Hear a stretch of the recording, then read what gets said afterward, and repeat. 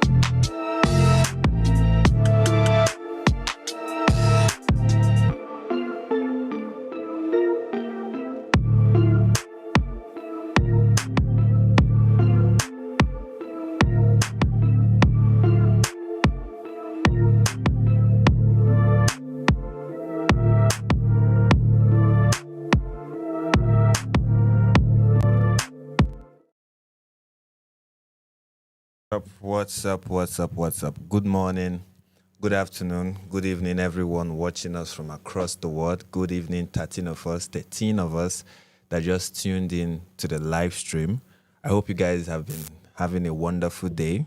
Good news or bad news, depending on who you are. We are going to be talking all about it. I mean, this news needs no further introduction. Everybody already knows what I'm talking about. Everyone and their grandmas already know what we are talking about, except your grandmother is an African grandmother. Then there is a likelihood that you don't know what we are talking about. So let me greet the people in the chat. Good evening to you. Oh, look at me. Do you know there was something I was supposed to set up before this live stream started? And I just realized that I was about to highlight the chat that I have not set that up. So I can't highlight the chat until I set it up. But don't worry, it will not take so long, and I'll be able to put everyone's chat on the screen. How are you all doing, by the way? I hope you guys are having a wonderful day. I hope you're enjoying the news as much as most of us are. I hope you are not of them who have a problem with this news, who are like, oh, can you imagine what America is doing? I hope you're not of them, because if you're of them, you're definitely tuned to the right live stream. You're in the right place, and we are going to talk about, exciting stuff that will validate all your grievances, essentially. That's what we do here. We validate the grievances of Islamists, of Muslims in general. I am their validator, okay? So, yes. All right, let me talk to my people in the chat. What's up, everyone? Please smash the like button, subscribe if you're not yet subscribed, smash the like button, and share this to people who you know will be interested in this. Good morning, Daniel Akwesi Yadom. I saw your name and I was like, why doesn't he have an easy Ghanaian name like Kwame or Charlie? That's how you know that I am a Nigerian. Shalom to you, to King of Current. Shalom to you, to hello to you. How are you? Good morning from the UK. Good morning from Nigeria. God bless America and Israel. God bless us all. God bless every one of us. Before we get into the stream, I want to make a small announcement. Please. I think it's important that I make this I say this to you guys so that you guys can, level with me, and I can level with you, and I can make you understand how best to support the channel. A lot of you, one of the things that I really appreciate about my fan base and people who watch me is the huge amount of support that I receive on YouTube. You guys send super chats, you guys, buy membership, gift membership, and you do all those wonderful stuff, and I really, really, really appreciate it. You have no idea how much I appreciate it. Honestly, like I am very deeply grateful to you guys. But one of the options for supporting the channel is through Buy Me a Coffee. And I put the link here not to design my not to design how I look. Okay, I put the link there because I'm expecting that people would actually go to the link and show support by buy me a coffee. That's why I put the link there. And one of the reasons why it is better to really go to Buy Me a Coffee than to do it than to send super chats. Actually, it is better than to send super chats. One is that when you send it, I'm going to be notified, and I will just read it while it is on the screen. That is why the logo is here. When you send a super chat when you buy a coffee and you send a message, it is going to pop up on the chat, and on the screen, and I'm going to read it. Okay, so that's one way to get my attention. Definitely. Of course, I will not overlook your super chats. I never do that, of course, and I appreciate it. But that's one. Second is that when you send super chats, almost, if I'm not mistaken, 70% of the money you send goes to YouTube. So the money does not make it. It's not given to me. Like you're giving. If you send me any amount of super chat, most of it end up in the wallet of YouTube. It doesn't get to me.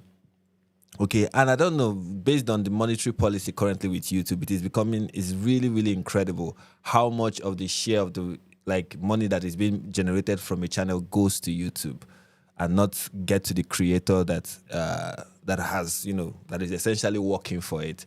And I'm not doing this to complain about YouTube or to complain about their policy or whatever. I'm just doing this to inform you of how it kind of happens on YouTube. So one very way to really support the channel is just go to Buy Me a Coffee and send your, support there. Like most of it gets to me. And I really encourage that you do that. That is one. The second thing that I want to mention is that the membership feature on Buy Me a Coffee is something that I'm really going to take more seriously moving forward. I have decided that every once in a week, I'm going to do kind of like record a video where I go through 10 questions, right? 10 questions generally. Or if nobody sends the question, I generate the question. I was talking to my wife about this and I said, if nobody generates the question, I'll ask you to generate it and then I'll discuss those questions. So essentially, I'll make a video where I answer 10 questions. They're going to be personal questions or whatever form of questions that you have. You can send those questions by when you buy a coffee, you write them, maybe not when I'm live, right? You buy a coffee and you put your question there as a comment as you're buying the coffee, and then I'll make a video responding to that. And those who are members in the Buy Me a Coffee membership that video will only be available to them. Okay, so that's one way to really appreciate those who become members through Buy Me a Coffee. Now, if you're a member on YouTube, I don't know what to do. I don't really know. That's the truth. I don't know how I can help you. But if you're a Buy Me a Coffee member, of course, you already know why I'm doing this. I'm doing this because I want people to buy membership through Buy Me a Coffee than through YouTube because of everything that I've mentioned earlier. So that is the information and the announcement I need to pass across to you guys, so that you guys know how best to support the channel and what is more effective and what the content creator you are supporting actually appreciate. Sorry, I started the stream talking about money, but that is not what that's not what this live stream is going to be about. Anyway, let me see what some people are saying in the chat. We have someone this Yabs said moral is high. We are not afraid, that we are tough people in general.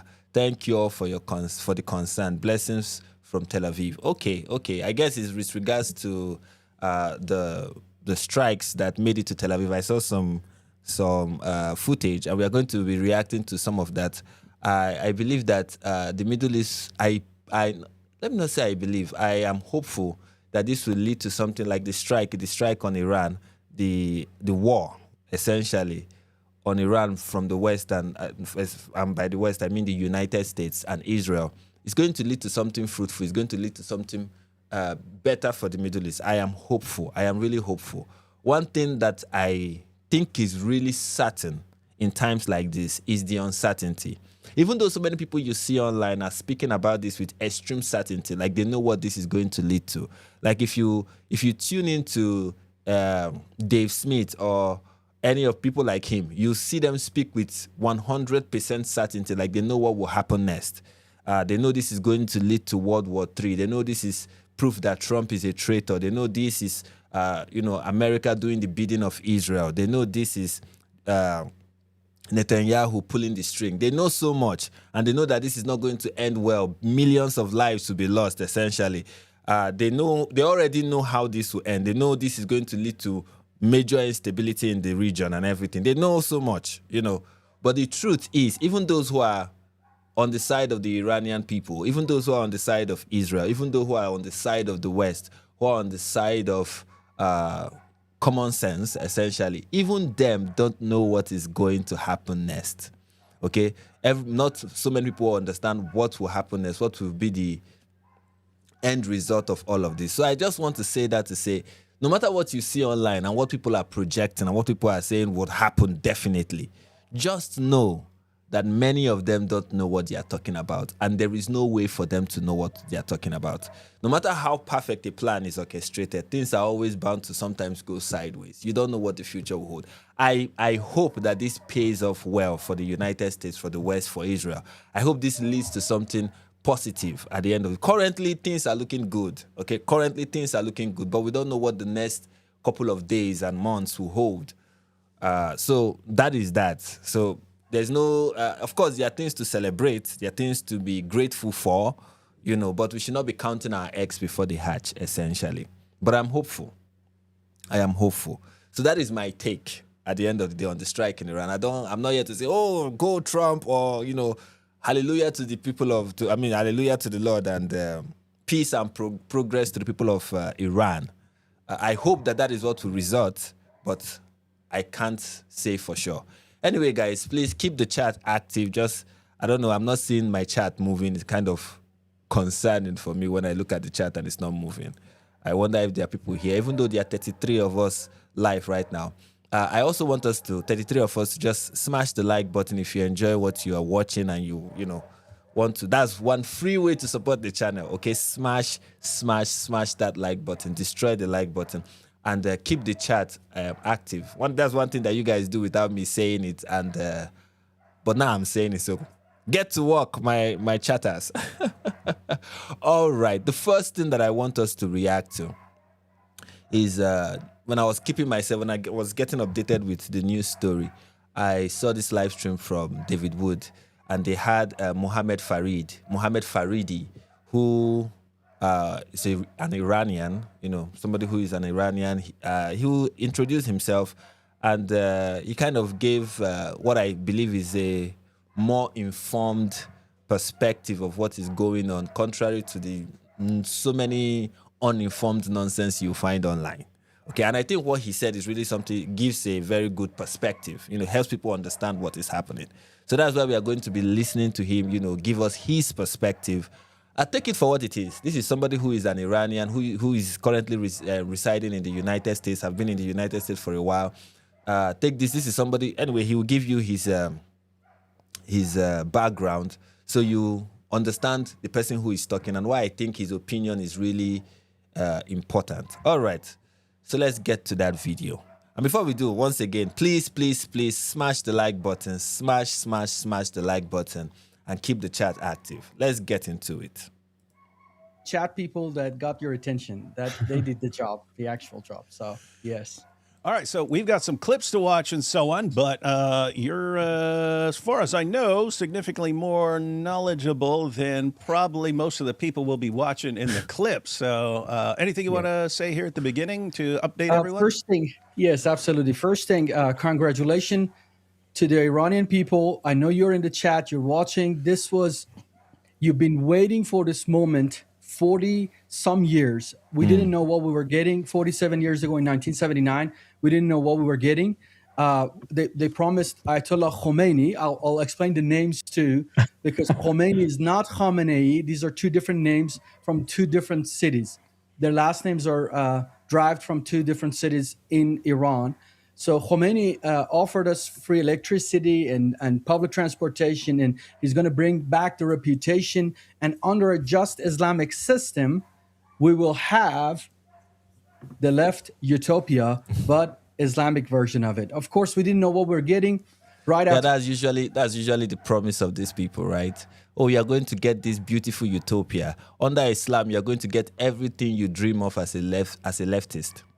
Right, and then Islam takes over, and then you realize that you've been lied to. And you see it happening currently in the West. You see the alliance between the radical Muslims or the Islamists or the Muslims who are calling for Sharia and the leftists, the people on the left, the people who want to bring in this communist utopia. You see the alliance between the communists and the Islamists. And they both think that, once we get rid of the right wing, the far right, the Islamophobes, once we get rid of all of these people, we are going to get our utopia. We are going to get our brand new world where everything is going to be free, where, we are going to experience real justice. We are going to experience the voice being given to the voiceless. We are going to get rid of racism. We are going to get, a beautiful society without borders. Whatever it is that the left often advocate for, we are going to get LGBTQIA plus rights and everything like that. And of course, the Muslims are always going to play along as long as it is necessary and useful. It's one of the things that they have been commanded to do, play along, be allies. Of course, you see in the Quran where Allah is telling the Muslims not to ally themselves with non-Muslims, especially with the Jews and Christians and the polytheists, right? But if it is advantageous for you, then you can ally yourself with them. And that's what you see many Muslims do. They ally themselves with these people knowing that it is advantageous. They are using them essentially. So when they use them to get what they want, it is always going to happen that the next thing you see is what became the reality in Iran, essentially. After 1979, Iran went to a horrific war with its neighboring country, Iraq. Iranians were fighting Iraqis 8 years. The country was already in the shock of revolution. Now 8 years of war, tens of thousands of people who freed. They were thinking they freed Iran and handed over to the Ayatollah. Now they went to the war zones and then they died. And then by the time in 1990s, as we were realizing what a tragedy is happening to our nation, it was too late. The regime of Iran, the Islamic regime of Iran, consolidated all the power. They were sitting on the throne strong enough with their iron fist. They killed all the opposition. There was nothing but the Sharia. And then we realized we didn't get any free stuff. And then we got the Islamic regime and its Sharia. And then if you didn't practice Sharia, they had the... Right now, you have people like Lily J and them, of course, those people don't know what they're talking about. You have the Sneakos and the rest of them telling us how beautiful Sharia will be, how it will get rid of usury, right? It will get rid of pornography. It will get rid of indecency. It will get rid of everything that you claim you don't like.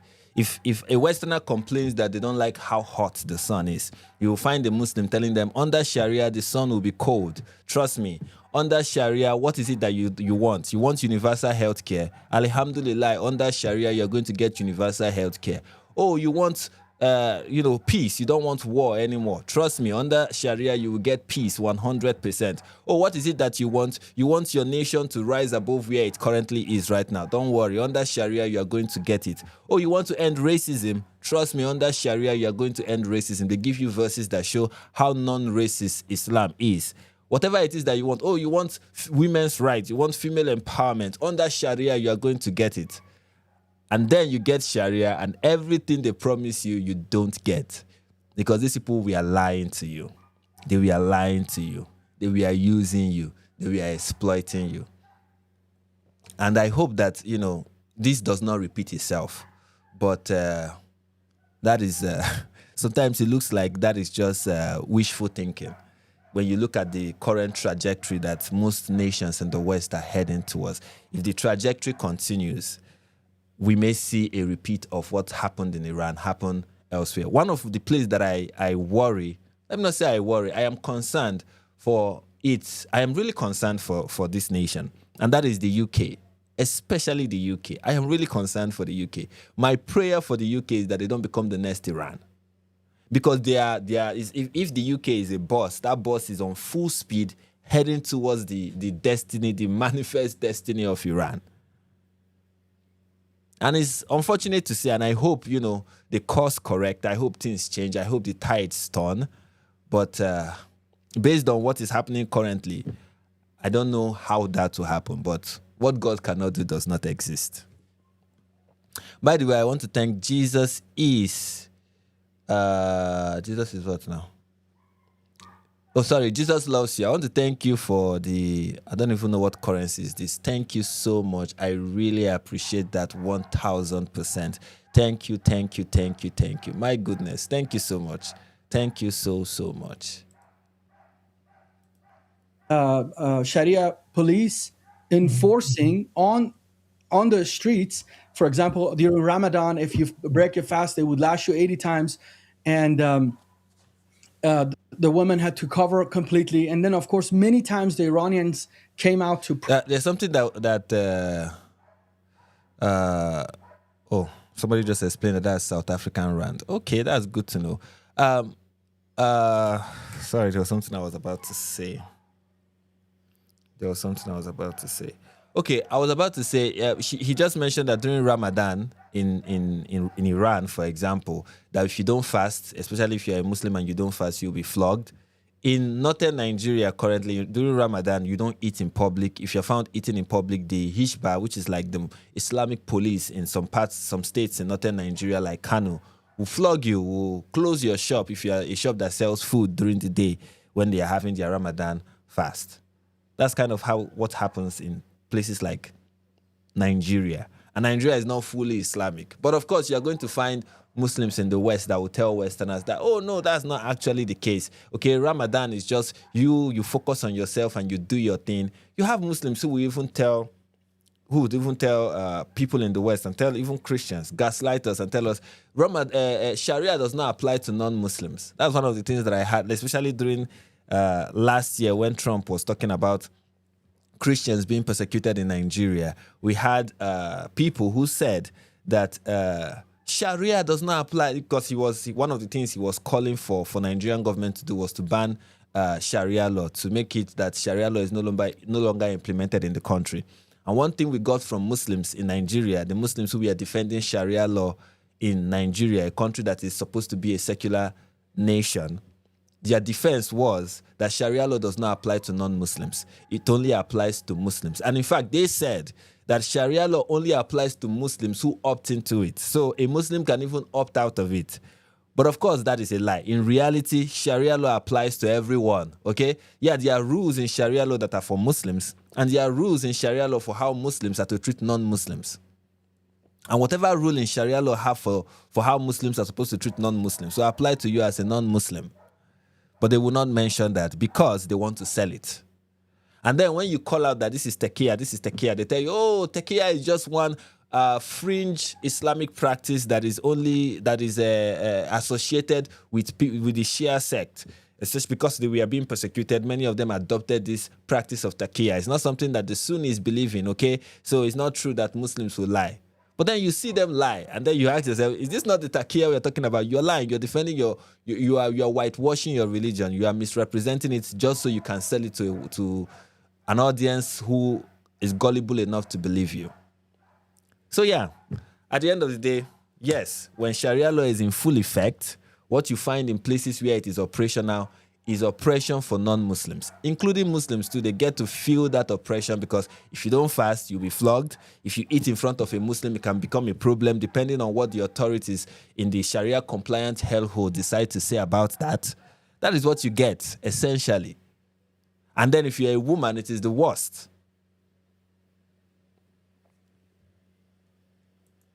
Protests, they came out to get some sort of space from this regime. And the regime, with all its brutality, with all evil, it came down on the Iranian people, shut down protests, killed thousands of Iranians throughout the years. And then the most horrific one of it was this past month of January, and now it's actually March, in about 5 weeks ago, that they killed, they say, upward of 90,000 people. That is so outrageous. Okay, when people are doing whatever they are doing to defend the Islamic regime in Iran, know that this is what many of them are defending, okay?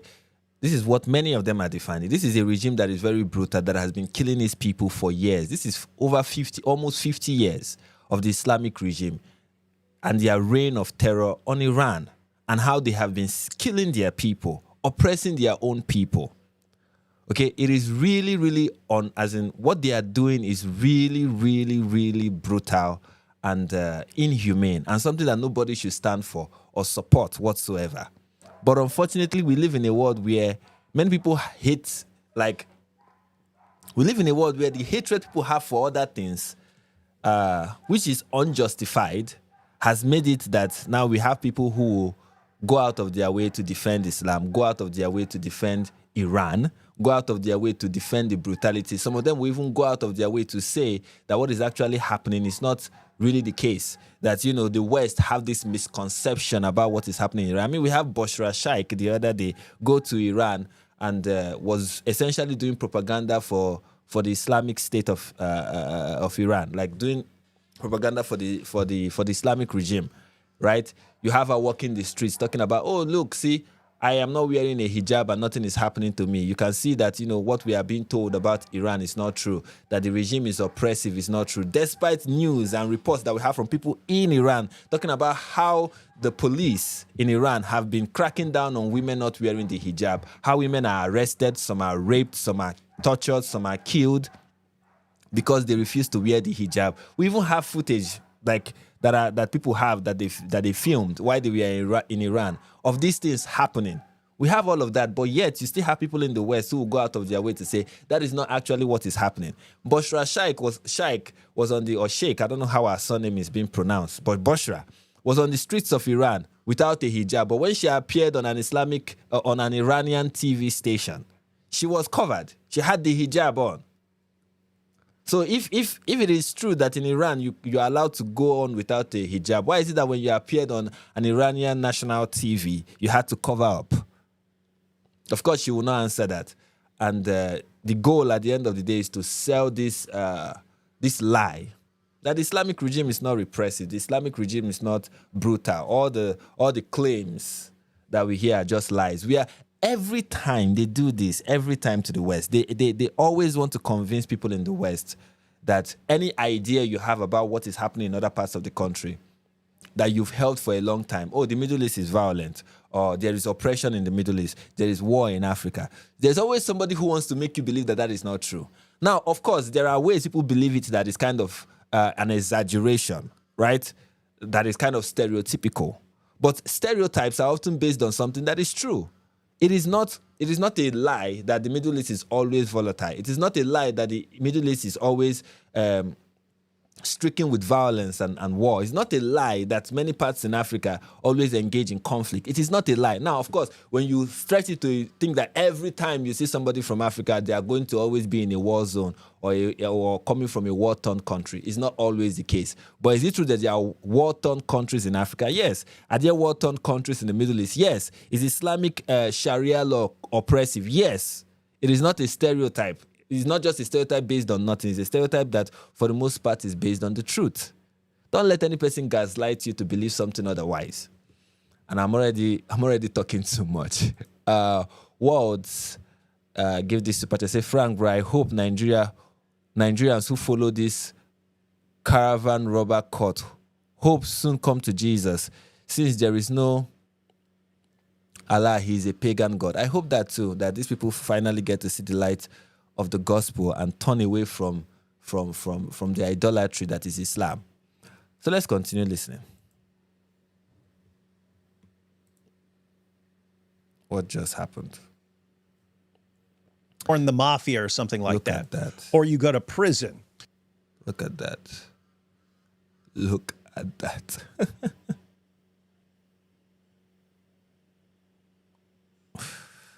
Where was I? My page just reloaded itself. Sorry, it will to fix itself very, very soon.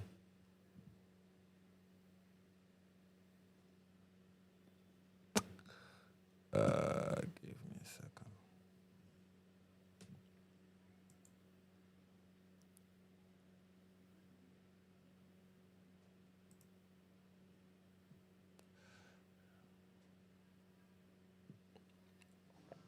That are all connected to these guys. So, like, how do you navigate that? All right, let me get this back. Okay, this is good enough. The person who replaced that guy, which We are not there yet. Let me go back a little bit. killed the Iranian people. This regime is one evil, weird, evil to unimaginable evil that they have ruled in this nation. But thank God, finally, we had in 2009, we had the Green Movement, which Obama betrayed the Iranian people and sent pallets of, instead of jets, instead of B-2 bombers, they sent pallets of cash to Iran to earn their trust to bring them to the negotiation table. Like, look, just imagine how stupid a president could possibly be. That is usually the left's approach to everything, right? It's kind of not just the left, but you have so many leaders in America whose idea, of course, when I was growing up, what we keep hearing was America does not negotiate with terrorists. America does not negotiate with terrorists. It was something that we saw in movies, we saw on the news and stuff like that. As a Nigerian, I even had it over and over and over and over again. America does not negotiate with terrorists. And then I grew up and I grew older and I realized, actually, America does negotiate with terrorists. America does negotiate with terrorists because I saw that in Obama. Obama's way of dealing with of the wickedness that was the Islamic regime and all the evils that they were perpetrating against their own people and how they were sponsoring terror. People don't know this, but Iran is the number one funder and sponsor of terror in the Middle East and in the entire world, right? Despite that, the response that we got from Obama was to give them more money. Okay, instead of giving them hell, he gave them money, paid them. And I don't understand this mindset that you're going to pay terrorists, and when you pay them, somehow they are going to stop being terrorists. Is counterintuitive. I think it is, because if I am a criminal, let's assume that I am terrorizing an area. I kidnap people. I, rob banks, I rob grocery stores, I harass people, I make the area essentially hard to live in. I make it really unlivable for people. I make the living condition for people really, really, really terrible, right? And then the solution that people came up with is, okay, this guy is terrorizing the region. This guy is really making life unbearable for people. So what are we going to do? We are going to send him money. We are going to pay him. We believe that when we pay him off, he's going to pipe down a little bit. He's going to become less aggressive. I'm like, okay, maybe I might be less aggressive for a while. Maybe when you give me the money, I might calm down for a while. But after a while, when I need money again, what do you think I'm going to do? I'm going to start terrorizing people again. I'm going to continue terrorizing people whenever I need money. Once there is need for me to, I want money for something, whatever it is I want money for, the first thing that is going to come to my mind is, let me go out there and terrorize people again, because I know there are people who will pay me, whose solution to whenever I terrorize a region is to give me money. When you have that, you've created an incentive. And let's say I, relax and I say, you know what, I'm not going to terrorize this region. Other people just watch what you did. They just watched it, and to them, they will be like, okay, if that is the way, then let all of us become terrorists, because that way we are going to get money. And that is what Obama did, which is very ridiculous. Very, very ridiculous. You do not negotiate with terrorists. You do not come at, you don't, let's compromise. I don't know why people do that, but it is not a good idea. It doesn't end well. Negotiating with terrorists. And then that didn't work. And then 2023, we had Mahsa Amini, the girl that didn't wear her hijab, and then she was killed. Iranians came, and we had the same situation, and Biden was in power. And we were thinking, God, if Trump was in the power and something such as this would have happened, this would have been different. And now we see the difference. Trump told them that if you kill the Iranian people, guns are locked and loaded, help is on the way. It was a little confusing. We were losing hope because we're talking upward of 90,000 to 100,000 people have been killed by this regime last month. And the Iranians look back, where is the help that President Trump promised? Because they knew if he said help is on the way, it's going to come. Anyway,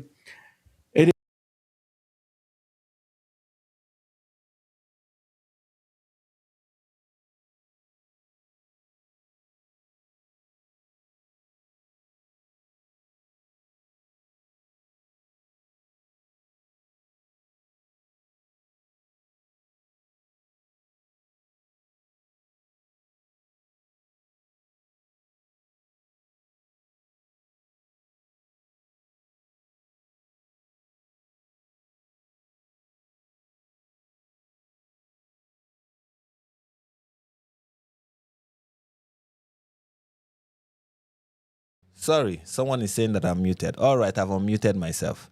I have unmuted myself. Okay, I have unmuted myself. Sorry about that. That is one way to get you guys to start talking in the chat, because the chat has been dull. But once I muted myself, everybody started talking in the chat. For a very long time, everybody was just listening to me chat, nothing. But once I muted myself, now I have your attention. Anyway, back to what I was saying before that. At the beginning of this conflict, when the Iranian people came, we are on the street and we are protesting their government. Trump came out and really said, yeah, if you kill the people, told the Iranian government, if you kill your people, you're going to expect a response from the US, right? And the Iranians, they flood the streets and they were protesting, and they were really, really strong in their protest. And they were killed. Their government killed them. And it looked like the United States did not do anything. It was really kind of frustrating at that time to see. I really felt like Trump has betrayed these people. And I didn't want to even cover the news because I thought it was disappointing to see, right? But with what has happened recently, I think many world leaders will consider not underestimating Donald Trump. I don't know what the long-term effect of this would be, but I know in the short term, there is the message has been passed across, like, do not mess with this current leader. Do not mess with Donald Trump. If he issues a threat, he's going to follow up with it. You don't want to you don't want to you don't want to you don't want to be on his bad side. You don't want to get him to a position where he has to carry out a threat that he has issued. You don't want that. And I think that is a good message to pass across to the entire world. Do not mess with the United States. Do not call our bluff. When we tell you something, when we make a threat, we are not playing. Okay? Unlike Joe Biden, I remember after the invasion of Ukraine, Joe Biden came out and gave this speech where he was like issuing threats and saying he's going to do this, he's going to do that. And he's like, Putin is a tyrant and all whatnot. And all of that led to nothing. But with Trump, we see somebody who, when he issues a threat, he's really going to, go on with it. He's really going to execute it. He's not playing. He's not joking. So that is something that is good to see, especially from the West. By the way, we are 21 right now, and I want all of us to smash the like button. Smash that like button. Keep the chat active, and let's continue with this reaction. It took him a while. I know they have a lot of planning to do. I know there's so much things that goes into the details of this mobilization and all that, which we normal people can't comprehend. But thank God that they have look at Issa's tie. arrived, and what then is he they doing with his killed tie? the head of the octopus that was in Tehran. This evil Ayatollah is killed. I promise you, upward of 90% of the Persians in Iran and diaspora, they are rejoicing it. This has been the best news to them. Imagine this person just this past week. They were quoting chapter 2 of the Quran, I think it's verse 193 or 197. They were saying that Allah has commanded us to kill as many to get rid of the discord that is in the land. Can you imagine? Can you imagine that the regime is quoting the Quran, saying that they are to kill as many as necessary to get rid of discord? And I think the way they will put it is fitra. We are going to get rid of fitra. We are going to get rid of corruption in the land. And corruption can be anything. Corruption can be we don't agree with the regime. Corruption can... People need to be aware of this. I really hope that people in the West are watching what is going on and they are taking notes. I really hope that they are. I really hope you understand that Islam is not what your good old Muslim friend is telling you. What you are seeing in Iran is what Islam is all about. Okay? That is what it is. That is what that Sharia is. That is what that, if you embrace Islam, this is what you will get. This is what you will get. It's not whatever it is that your liberal, moderate Muslim friend is telling you. This is the reality. People were killing us and quoting us the Quran. But now who's going to quote the Quran to them? So he joined his predecessor, whatever that word is. So Khomeini was the original Ayatollah, and Khamenei, which died last night, he was the person who replaced that guy. Which they outdid one another in evil, and thank God for President Trump. Yeah, they did try to outdo each other in wickedness. I mean, they did. CIA gave him, I looked at to see who did what. CIA gave him the intel, and one Israeli pilot shot him and killed him. And not only he's dead, his son, his daughter-in-law, and 30-some member of the cabinet, pretty much the Islamic Shia think tank is obliterated. And hallelujah to that. I mean, that is good news. Whatever you think the future of this would be, that is good news. That is something worth celebrating right now. That the Ayatollah is gone, most of his family members are gone, and many of the members of his cabinet are gone. That is something worth celebrating. Okay? If you are a rational human being on the side of common sense, that is not warped with this Israel derangement syndrome. If you're somebody who understands, this is something that has happened that is good for the world. Yes, this is that thing that is good for the world. That the Ayatollah is no more is good for the world. The scripture says when the wicked perishes, the people rejoice. Okay? If you are not rejoicing at the death of the Ayatollah, at least because of that, if not for anything because of that, if you are not rejoicing, if you have your reservations and you are like, why would they do such a thing to a guy who, he was not aggressive, he was not troubling anybody. The Ayatollah is a nice guy. He if you are that guy who's like, oh, this is the, we have headlines like that from the New York Times talking about how the Ayatollah brought Iran to prominence and all whatnot. If you are looking at it from that perspective, as if the person that just died is a good man, and a man who did not try to trouble anybody, who was not trying to, disrupt world peace, who was just getting by and, going about his business.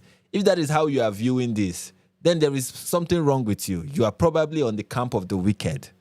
Because I believe that righteous, sane people are at least happy that somebody this evil is no more.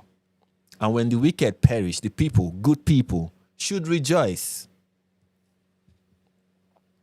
Is good news. If you're an American, if you're a Westerner, if you're a Christian, if you're from Israel, wherever you're watching, you should be rejoicing. And this is a new day. Sorry to talk too fast and too much, but this is just, I'm so excited. I haven't been sleeping two nights now. It's been, wow. The tide has turned. The Iranian people are ready.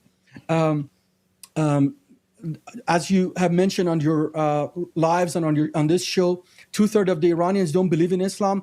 Out of the 75,000 mosques, 50,000 closed in 2023. And in 2026, the Iranian protesters, they were burning down the mosques and the shrines and the Islamic symbols. They are done. Brothers and sisters, the Persian people are done with the evil of Islam, and they're already moved on from it. Now tell us what's next. Who's going to fill the vacuum? There would be no vacuum. We have the prince. He is very much a democratic leader. When it comes to the prince, I've forgotten his name. I have my reservations, but of course he's an Iranian. If that's what they want, okay, fine. But I have my reservation when it comes to the prince, but I don't think that's important right now, I guess. He talks about being pro-Israel, pro-America, and pro-Christians and minorities. Oh. He has openly talked about it. Many people believe that he's even an ex-Muslim Christian. And here's another thing that I think is important to point out, because some people are not even taking note of this. If you are a Christian and you see something that is happening in the region that will break the stronghold of Sharia in a region, and you know what that means for Christianity, especially in a place like Iran, where because of the failure of the current administration and because of their brutal oppression, the hearts of people are turning towards something else, and you are seeing a Christian revival. Imagine what happens if the stronghold of Sharia is broken. This will burst forth into a bigger, much greater revival. At least that's what you hope for. So this is one reason why you should, at the very least, be hopeful that this will lead to something positive. One of the things that I really find problematic when I look at how people are viewing this is this pessimism, this pessimistic view of, oh, this is Iraq all over again. And I'm like, maybe if that is your concern, then pray. Honestly, that is what you should do right now. And be like, okay, you know what, Lord? Please let this not result into Iraq. You pray for the nation. Pray for the nation of Iran. Pray that this will turn out to be something positive, because this looks like something that can turn out to be something positive. This is not a trend in a negative direction. Yes, there is uncertainty, but it's not uncertainty that is tilting more towards a negative outcome. People today, a Christian pastor was praying for him for godly wisdom, and he was standing there humbly with a bowed head and closed eyes, listening to those prayers. We have the replacement. He has a plan to replace this regime. Just keep praying that nobody talks about ceasefire. We don't want ceasefire. We don't want none of that. We want this regime to cannot find holes that they hide in it, because the Iranians are done with it. Persians are done with it. We're ready to move on from Islam to replace this with something much more open that is going to benefit everybody. The fastest growing evangelical church is inside Iran. This is true. We're working with them. We have underground churches everywhere. And for this reason, Christians should really pay attention to what is happening in Iran and pray for the nation. For this reason. Okay, for this reason, they should be concerned and should pray. When I mean concerned, I don't mean worried, but what I mean by concern is that I mean they should be interested and should pray for Iran. They should pray for Iran. Jax is little like, towns, no cities, villages. ceasefire. There's underground churches in it, and the Iranian underground church is going to come on the ground by the grace of God, and you just watch the revival that is happening. It's going to be awesome. So Amen. Amen. Oh, I'm awesome. done. Awesome stuff. And thank you for joining us, because I can't speak for myself, but these two guys are with me. I mean, what do they know? So, oh yeah, but What do I know even? I want you guys to know when it has to do with Iran. I know something. I know one or two, but I don't know a lot. Like, that is the thing about Iran, right? Like, what do we really know? We don't really know so much. Many people, and that's why I said at the beginning of the show, many people who are, flapping their lips right now, or just busy with their thumbs right now on Twitter, many of them don't know what they are talking about. Honestly, they don't. They have no idea what they are talking about, But I believe that this person we are listening to right now, Mohammed Faridi, is not that ignorant. And you're going to see why shortly. We don't even know the difference between Khamenei. So Khomeini and Khamenei, two different people from two different cities. Yeah. So you're right. It wasn't long ago when I always have like kind of mixed feelings on the United States intervening in places, because it's like, okay, if the United States is successful in taking out a regime and stuff, you don't want to be the regime that was installed by the U.S. There's always going to be like a shadow over you, and like, you're puppets of the U.S. and so on. So kind of, I don't know, but at the same time, like there's a. I understand the concern of David Wood, but I think one of the reasons why that is, or why that concern exists, where you're like, okay, if the US is toppling a regime and helping to replace it with something else, there is always that tendency to think this leader that is being replaced, that is being brought in by the United States, is kind of like the puppet of the West. And my response to that is everybody is going to be a puppet of someone. I would much rather that person is a puppet of the West, okay? Especially if you are a country that is not that powerful, okay? You are always going to be controlled in one way or the other by a more powerful country. It's how the world has always worked for years, okay? A more powerful country is going to control or have some level of control over a less powerful country. That is why I find it ridiculous when people think that Israel controls America, when I'm like, no. If there's one nation that is the puppet of the other, it is Israel that is the puppet of America. Okay, but people don't see it like that. But if you are a stronger nation and you are having a relationship with a less stronger nation, with a less powerful nation, there is always going to be that power dynamic where you're not going to, like, when there's the negotiation is going on, it's not going to go as we are equals trying to, reach an agreement. There's always going to be that I'm your superior and you are the inferior. So I would rather that if there is somebody that a nation in Africa or a nation in the Middle East is kind of submissive to, or controlled by, let it be controlled by the West, than it being controlled by Sharia, than it being controlled by Russia, for example, or by, Islamists and radicals. I would rather that they be controlled by the United States, terrorist regime. They're it's like terrorist attacks all over the world that are all connected to these guys. So like, how do you navigate that? But like me and AP, we agreed. It's like, when you tell people, hey, people, you rise up and we've got your back. If you do not, then you just made a promise. As far as I'm concerned, you made a promise. And if you don't keep that promise, they have no business trusting you ever again. So when when they didn't do anything, it was like, seriously? I mean, if you let them crush and kill all these people, like, who's ever going to rise up again? You may have just helped the regime right there if they. Yes, and I mean, David Wood is 100% correct. I think Trump kind of entrapped himself by the words of his mouth. I think there's that scripture that says you are entrapped by the words of your mouth. So I think Trump put himself in this position because of the words that were coming out of his mouth. He was issuing threats. And who knows, perhaps he thought that, those threats would be enough. Perhaps, I don't know how, all of this played out, but there is a possible theory that Trump was not, initially did not want to attack Iran. He just issued that threat thinking that the Iranian regime would be wise enough not to, try to call his bluff. But when he saw that he was dealing with really stupid people who would really dare to, to challenge the United States and dare to challenge Donald Trump, he had to, back up his words. If not, it was really going to look bad for the United States. I mean, with what the United States is doing in Syria with the new leader that was former Al-Qaeda, the US already looked bad with that already. Okay, so if they do the same thing with Iran, it's kind of not helping. It's really, really not helping. So I think he just had to. Maybe, perhaps that was what the decision was. Or perhaps it was the case that he had already decided that, you know what, I'm going to issue this threat. I know that these people are not going to respect my warning, and they are going to try me, and they already have this plan in the back burner. Perhaps that was how it all went down.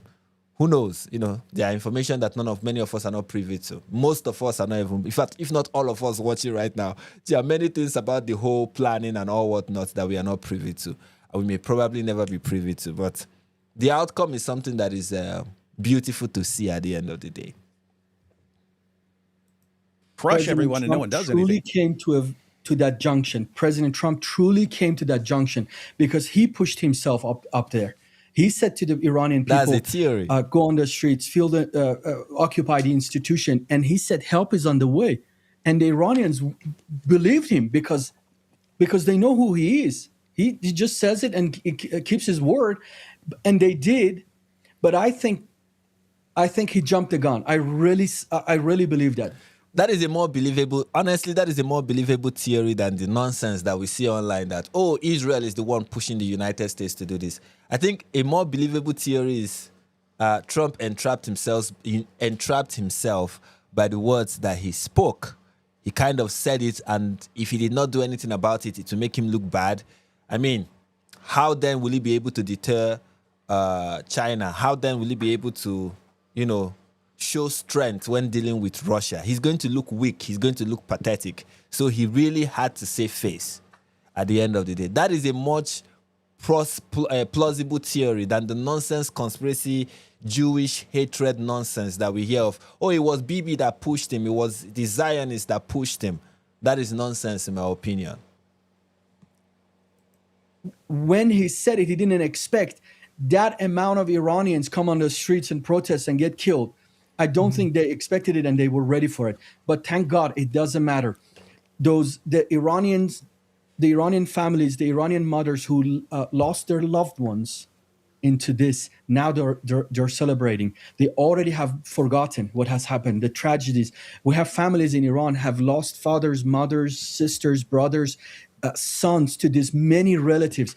I have Iranian believers that they have told me they have lost their cousins, many people. Wow. And but now this event last night turned the tide, truly turned the tide, and now the hope is engaged in their hearts once again. So that's he was at that junction. I believe that with all of my heart, what you said is true, because if he would have not delivered, there would be it would have taken a generation to just trust Americans once again, or the American government once again.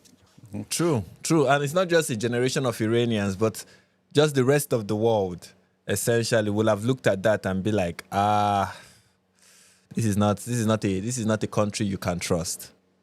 So good on Trump to really stick to his words and to be a man of his word. Good for him that he is a man of his word, or at least he tried to be a man of his word. That is good. Now we definitely want to get through a couple of clips. We definitely want to hear Trump's speech and so on. But before we do, just if you could just give us like a little bit of your background. Well, I was a Shia Muslim, born and raised in Iran. My uncle is a martyr for Islam. Our family, we have a street to our last name. My uncle Miro, if you search his name today, you will find him, Abul Qasem Faridi. He was a major leader when he died. He had 4 children, and our family was well respected. I grow up thinking about martyrdom. I grow up thinking about being a sacrifice for the cause of Islam. That was my goal. I graduated high school. I was trained by the IRGC, Islamic Revolutionary Guard Corps, as a martyr. Part of our training was actually they took us to the border of Iran and Iraq, and then they said this is the holy ground watered by the blood of the martyrs, and they laid us in empty tombs and graves during the night to fight the fear of death. That was part of our training. When they tell you Muslim love death, These people we are creating radicals. We are creating potential martyrs. That was what their training was about. To make these people unafraid of dying. Dying for nonsense. That is the annoying part. Dying for nonsense. over as much as you love life as Christian, it is truth. We were thinking dying is the highest goal, highest value that you will ever earn as a Muslim. And then I was dreaming about this, praying to Allah to give me the honor to become like my uncle. Came back from my military service, talked to a friend of mine who was were identical in age. He's 3 days older than me. He was medically exempt. I was trying to get, his name is Rasul, ironically, means the apostle in Farsi. So Rasul, he was medically exempt. I was, after I came back, I wanted to get caught up with him. I talked to him a few minutes. He said he wants to come out, see me. And few minutes, I realized Rasul has changed, and I couldn't exactly tell what was the matter with him. And then he said, Muhammad, I have become Christian. I said, what? Is Christianity something you become? I want you to consider what he did with a little more care, because now I just came out of IRGC. This is happening inside Iran. That's how much he cared for me. That's how much he loved me, to dare to tell me the truth. And he said that Jesus Christ has been sacrificed for you. He was beaten, bruised, cut. His precious blood was shed, and he gave up his life that you have eternal life. May we all have friends like Rasul. That is amazing. That is amazing. David, folks, when he told me that, something went right into my heart. I mean, it's like my heart was cut into two pieces. Wow. And I was just felt naked before a holy God, having nothing to offer. Everything I was trying to do as a Shia Muslim, beating myself, get a sword, cutting myself, shedding my own blood, dreaming about dying for the sake of Allah. I just realized it was finished in the person of Jesus Christ. And that's the best thing I've ever heard in my life. The comparison when you look at Islam and when you look at Christianity is just like polar opposites of each other. In Christianity, you have a God who died to redeem his people. And then in Islam, you have a God who is just commanding you and threatening you. If you don't lay down your life for me, you will not get into Jannah. And the only way for you to enjoy paradise is if you lay down your life for me. Essentially, in Christianity, God dies for his people, dies to save his people. And in Islam, you have the people dying to save their God. Okay, the only way for the God of Islam to look strong if when his followers are willing to die for him, and when they die for him. But our God showed strength on the cross. It's so beautiful. Christianity is so beautiful. So beautiful. More beautiful than whatever it is that you find in Islam. It's one of the reasons why, even if I leave Christianity tomorrow, I will not become a Muslim. Nothing will make me become a Muslim, because there is nothing attractive about the religion. Everything about it is repulsive to me. It is really, really repulsive to me. And the more I see, the more I understand what it entails, the more I appreciate the fact that I'm a Christian, the more I am in awe of the goodness and the love and the wisdom and the greatness of God manifested in Christ Jesus. It is extraordinary. I don't want to get into preaching mode, but it's beautiful. It's beautiful. Let me get into preaching mode for a little bit. Okay, you really need to experience the truth of Christianity. You really need to. It's my prayer for everyone that your heart will be open to it and you really get to experience it. It is beautiful. It is a relationship that is beautiful. It is a relationship that is powerful. It is a relationship that is fulfilling, that can fill the void in your heart, that can give your life actual meaning, that your life begins to amount to something. It begins to count for something. You see a God that really, really cares about you, a God that really, really loves you, and a God that gives you a purpose that is really, really meaningful, a God that is worth living for, a God that is worth laying everything down for because of what he has laid down for you. He has given you his all so that, you can willingly lay down your all for him and receive all of him. It is amazing. It is beautiful. It is not like anything you find in Islam. People always say, oh, all religions are the same. They are all the same. Oh, it's all the same thing. I'm like, no. You need to really experience the joy and the bliss and the goodness of God in Christ Jesus. You really need to taste it. Taste and see that the Lord is good, as the scripture says. Taste and see that the Lord, our God, is good, and his mercy endure forever. He's not like Allah, the God of the Quran, that will call himself the most magnificent, the most merciful, and yet one iota of mercy cannot be found in him. A God that hates those who hate him. But in Christianity, you find a God who prayed. He was dying naked and praying for the very people who were killing him, praying for the very people who were calling for his crucifixion, praying for them, asking, Father, forgive them, for they know not what they do. You don't find that in Islam. Islam calls you to be the enemy of any person who is the enemy of Allah. While in Christianity, you have God's children being sent out to hostile people, people who were enemies of God. 2 Corinthians chapter 5 said, God has given us this ministry of reconciliation, that we go and meet people who are enemies of God and tell them, God in Christ Jesus is reconciling you back to himself.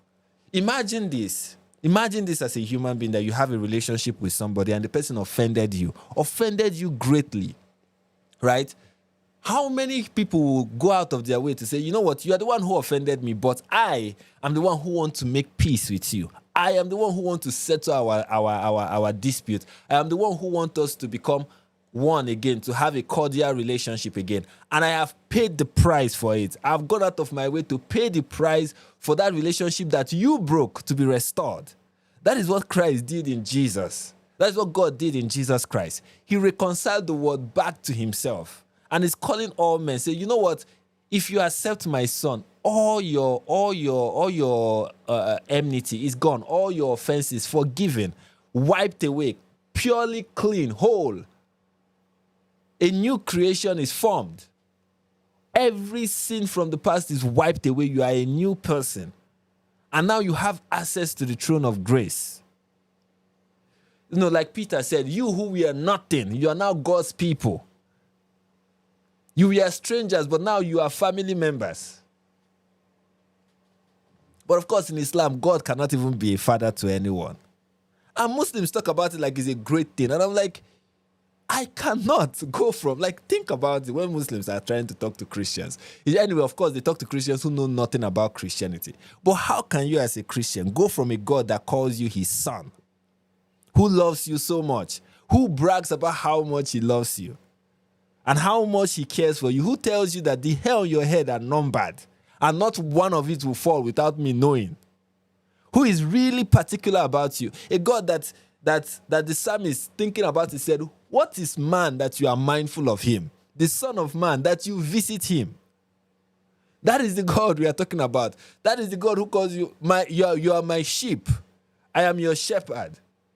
I am the vine, you are the branches. I am your father, you are my son. Then you go from that to a God that calls you a slave, a servant, who wants you to earn everything. Come on. Eh? There's something that they say in Igbo culture. They say somebody who is eating from a golden plate cannot start eating from the floor.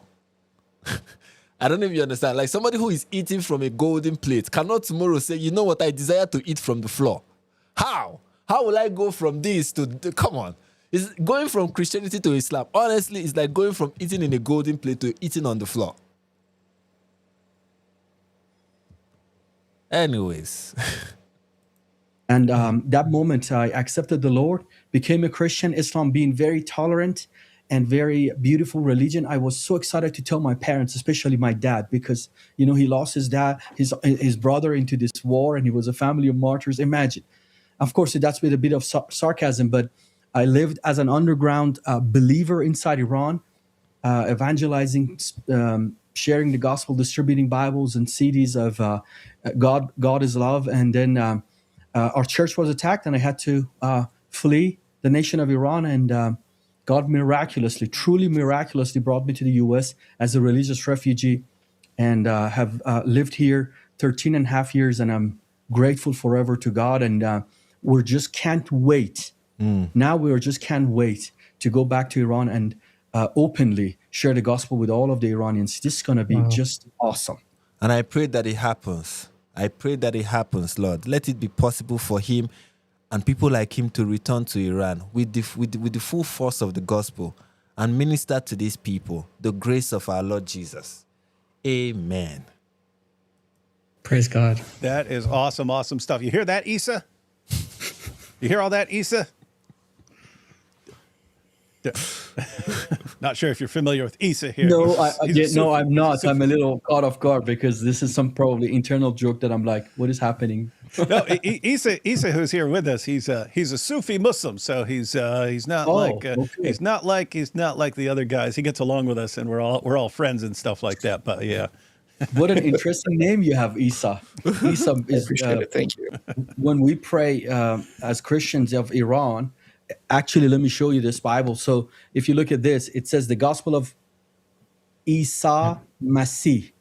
Yeah. So your name is the name of the Lord Jesus Christ, man. you hear that, Issa? Isa has died for you, brother. Has given his life. You heard you it to here, have Issa. eternal You life. heard it here, buddy. Amen. All right, let's finish watching. All right, so that is that from what we got from David. I think for me this is the most informative part of the whole live stream, and I really when I watched it, I was really like happy that I did watch it. I thought I learned a lot, and I decided to share it with the rest of you because I love my audience. I love my audience, and I want you guys to. I try to get the best stuff. Okay, all right. Speaking of the best stuff, let's hear from Donald Trump. President Donald J. Trump provides an update on Operation Epic Fury. All right, let's get into it. Over the past 36 hours, the United States and its partners have launched Operation Epic Fury. Sorry, whenever Donald Trump is talking, it's just amazing to see. My president, I'm not even American, but I'm claiming Trump right now. Epic Fury. Who came up with that name? Operation Epic Fury. I mean, this is powerful stuff. One of the largest, most complex, most overwhelming military offensives the world has ever seen. Yeah, it's the best military offensive ever. It is the best of the best. Trump, everything is the best. It's the best since Abraham Lincoln at this point. The best is the American Civil War. Have you seen anything like it? We've not seen anything like it. We have hit hundreds of targets in Iran, including Revolutionary Guard facilities, Yep. Iranian air defense systems. Yep. Just now, it was announced that we knocked out 9 ships plus their naval building. Impressive, all very in a matter impressive. of- Jokes apart, this is what Trump just did in Iran is very impressive, okay? Of course, Trump is the king of exaggerating, but what he did is very impressive. Jokes apart. literally minutes. Iran's formerly supreme leader, Ayatollah Khamenei, is dead. My president, my presido. Let's watch that again. Ayatollah Khamenei is dead. This wretched and vile man This reminds me of when he did that Abu Bakr al-Baghdadi is dead. He died like a dog.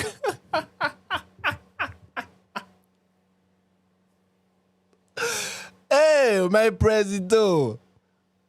had the blood of hundreds and even thousands of Americans on his hands and was responsible for the slaughter of countless thousands of innocent people True. all across many countries. Many countries. He even funded at what point he was part of the Islamic regime in Iran, was part of the founders of Boko Haram, even Boko Haram in Nigeria. Like, when it is said that Iran is the number one funder and sponsor of terror in the world, I mean, every part. Like, there is no place where terror existed, Islamic terror existed, that they did not try to get themselves involved. There is no place, even Nigeria. One of our sheikhs, Sheikh Gumi, went to Iran, was like buddies with the Iranian regime. That's one of the reasons why Sheikh Gumi is not allowed into Saudi Arabia. And Sheikh Gumi is a Nigerian sheikh. Like, Iran really had its imprint on every corner of the world where Islamic terror could be found. Last night, all over Iran, the voices of the Iranian people could be heard cheering and celebrating in the streets when his death was announced. When the The entire military when the wicked perishes, that is what happens. When the wicked perishes, the people, good people. Now, of course, I've seen instances like when Charlie Kirk was assassinated, you have wicked people rejoicing, okay? But when wicked people die, good people rejoice. And I'm one of those good people. I hope you are as well. Someone said in the chat, let me address that before I move on. It's not like I need to address that, just I need to react to it. Someone said, where is that? I'm looking for it. Okay. I can't find it. Anyway, let's continue. command is gone as well, and many of them want to surrender into saving their lives. They want immunity. They're calling by the thousands. Oh, I think a spokesperson for the Iranian government, whatever is left of it, is currently saying, no, we are not calling for a ceasefire. We are going to look at that, but Trump here is saying there are many who are reaching out to the United States and saying they want to lay down their weapons. Now, of course, it's the Iranian regime. You don't know how much of what they are saying you can believe. But Trump also is known for exaggerating. So it's kind of, let's see how it plays out at the end of the day. Combat operations continue at this time in full force, and they will continue until all of our objectives are achieved. We have very strong objectives. They could have done something. We have the strongest objective, okay? It is the strongest objective you've ever seen. It's so strong. Some people say it is strong. It is very strong. I mean, someone called me the other day and said, Trump, your objectives are so strong. And I was like, yeah. And they were like, yeah, people are talking about it. They say it's the strongest objective they've ever seen in their life. The only thing missing from what I just said right now is the Trump accent. And I don't know how to do that. So, but just know that that's how Trump speaks. Thing 2 weeks ago, but they just couldn't get there.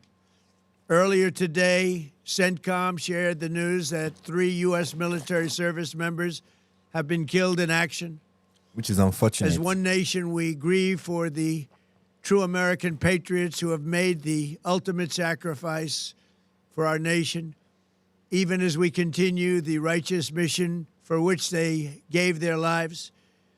We pray for the full recovery of the wounded and send our immense love and eternal gratitude to the families of the fallen. And sadly, there will likely be more. Well, that's honesty right there. I mean, his honesty is something that I appreciate. Instead of saying, it's probably not going to happen, he's saying, well, we should be prepared. And of course, people are like, oh, American troops that are dying for Israel. That's how people are going to. Of course, you always have those people who always say that.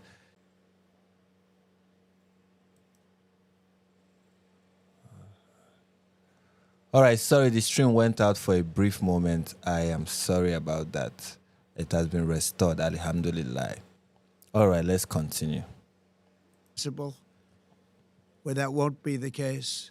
But America will avenge their deaths and deliver the most punishing blow to the terrorists who have waged war against basically civilization.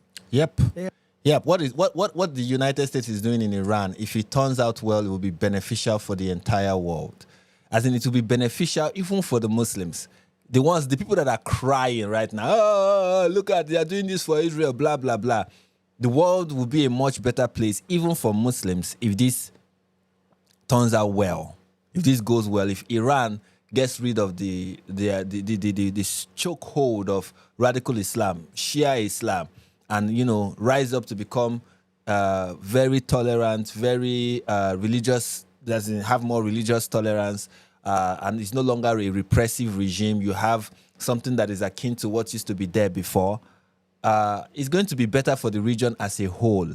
It's going to be much better, even for the Muslims that can't stop yapping about it and complaining and crying about it. It's going to be great for them. And I want to thank Microfuge. Thank you for the 5, is that euros or pounds? Whatever it is, thank you. I don't know currencies like that. How dare I speak about geopolitics when I don't know currency? Somebody sent me South African rand and I didn't even know. Shame on me. Thank you so much. Thank you so much. I really appreciate you. Thank you, thank you, thank you. Anyways, moving on. Have waged war against civilization itself. Our resolve, and likewise that of Israel, has never been stronger. America is now, again, the richest, most powerful nation in the world by far.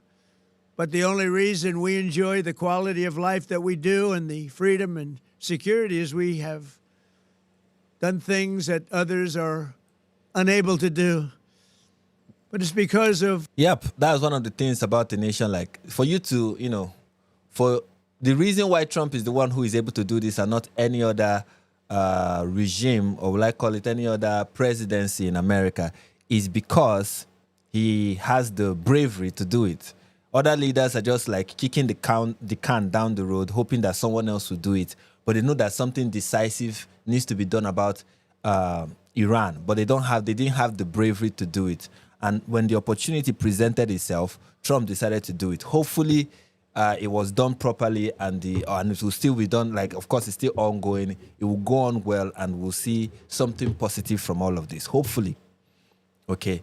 But I think it had to be done sometime down. You cannot continue living in a world where a nation like Iran with its its Islamic regime exists, where they are essentially a death cult. They are training their soldiers to essentially die for the cause of Allah, and that cause being the establishment of, a caliphate, or even bringing to the end of the world. Many of them, like the hardline 12-hour Shias, that's what they want. They want the end of the world to come. And somehow they believe that they are to facilitate that, whether it means to really, destroy the world and make the world look in a very pitiful, disastrous state that will not lead to the arrival of whoever it is that they are waiting for.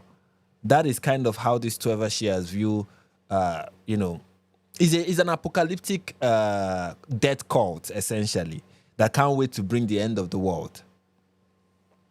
Warriors and the world cannot live. We can't continue to tolerate that or allow that to thrive and pretend like it's not going to get to that. Pretend like, oh, these people are not, at the end of the day, every one of them wants to live and let live. Maybe we can tempt them with money. Maybe we can tempt them with this or that. No, these are people who are radicals. These are people who really, and the regime is trying to, is a representation of that ideology.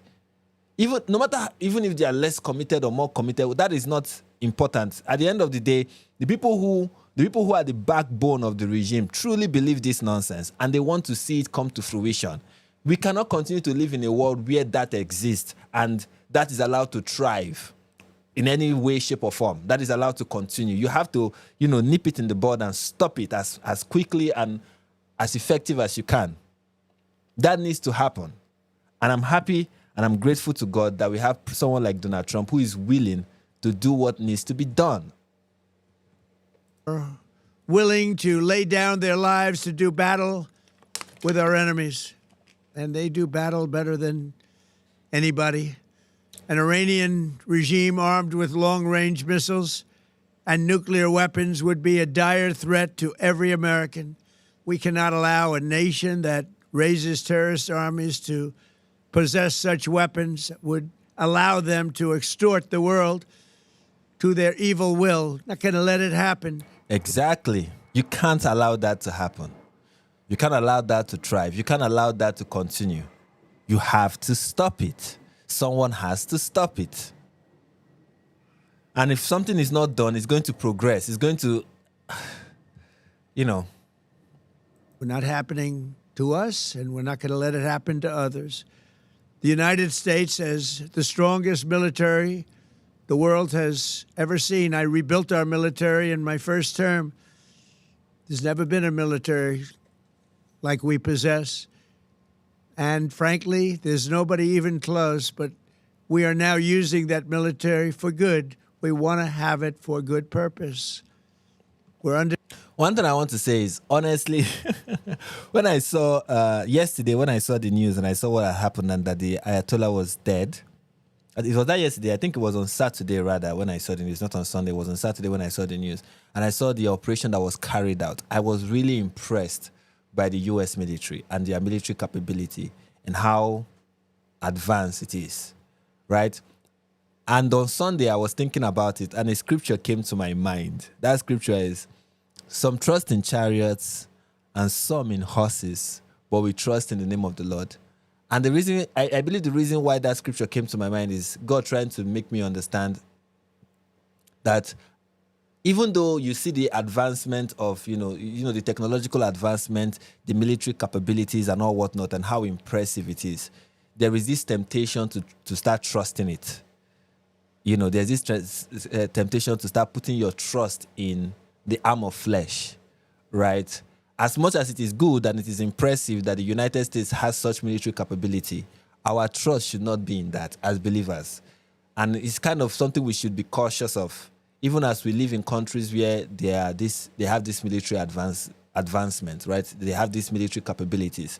Try as much as possible to always have your eyes fixed on Christ, on God. Because some trust in chariots and some in horses, but our trust is in the name of the Lord. Our trust should always be in the name of the Lord.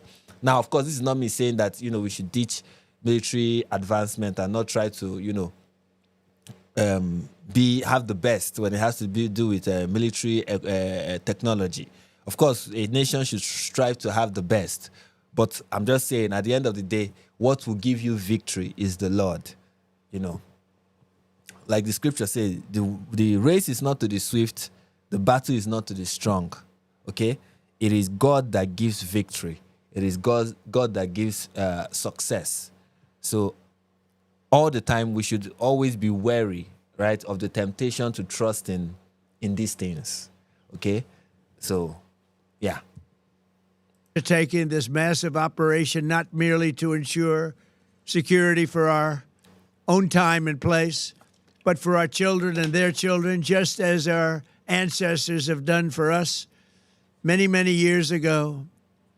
This is the duty and the burden of a free people. These actions are right, and they are... I like what he said. He said this is the duty and the burden of a free people.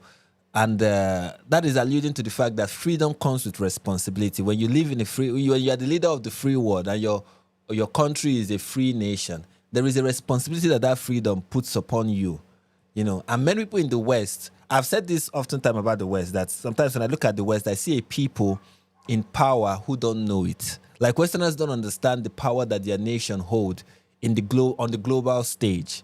They kind of undermine it, not want to wield it, and somehow they just want to not get involved. And I'm like, if you have this position and you have this authority and you have this power, why not use it for good instead of just burying your head in the sand and saying, this is not my issue?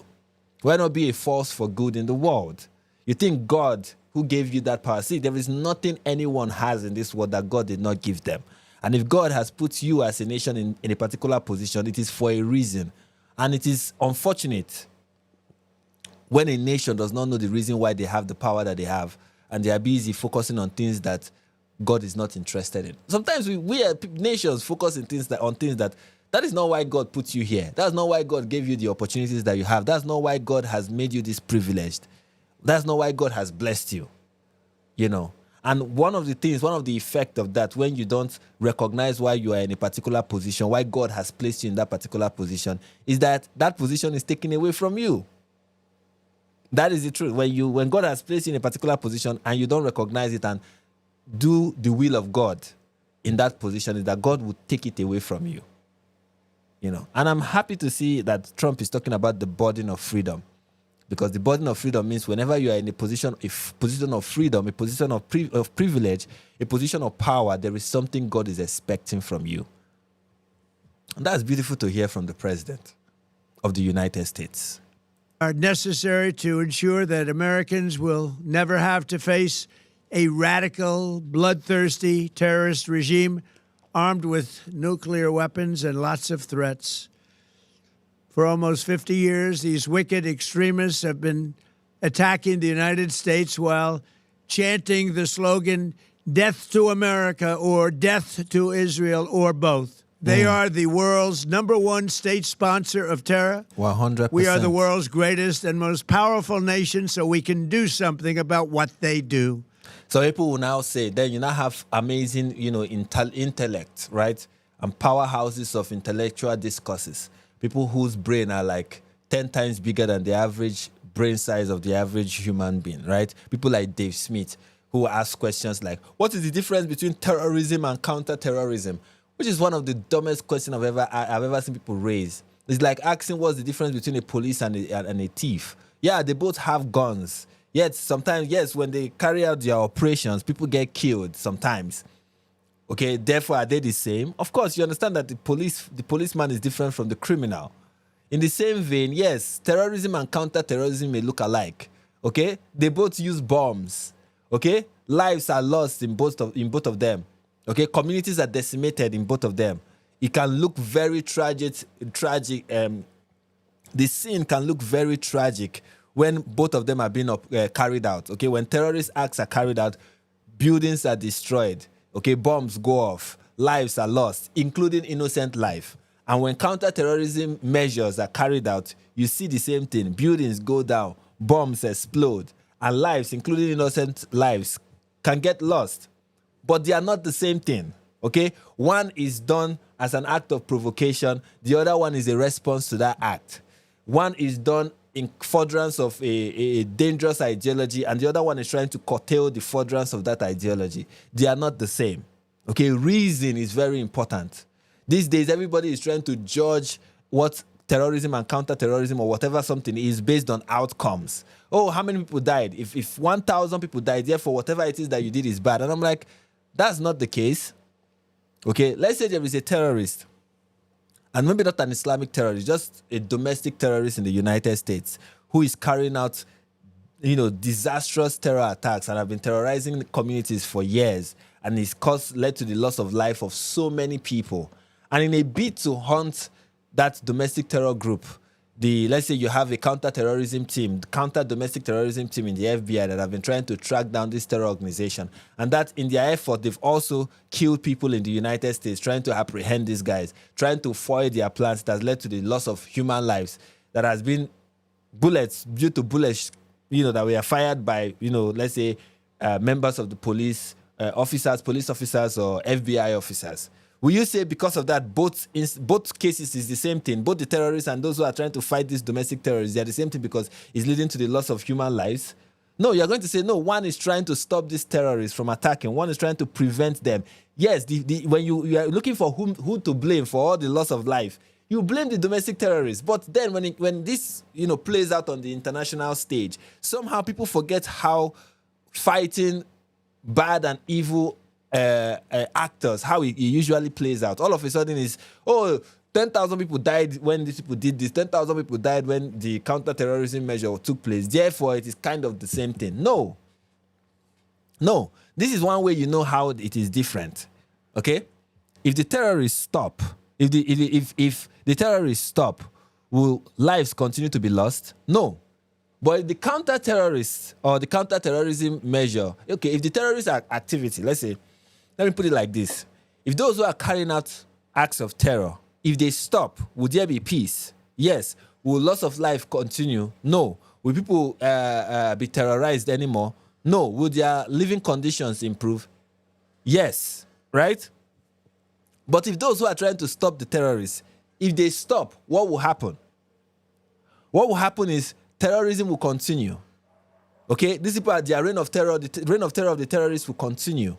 People will be harassed. Lives will be lost. And more damage will be done.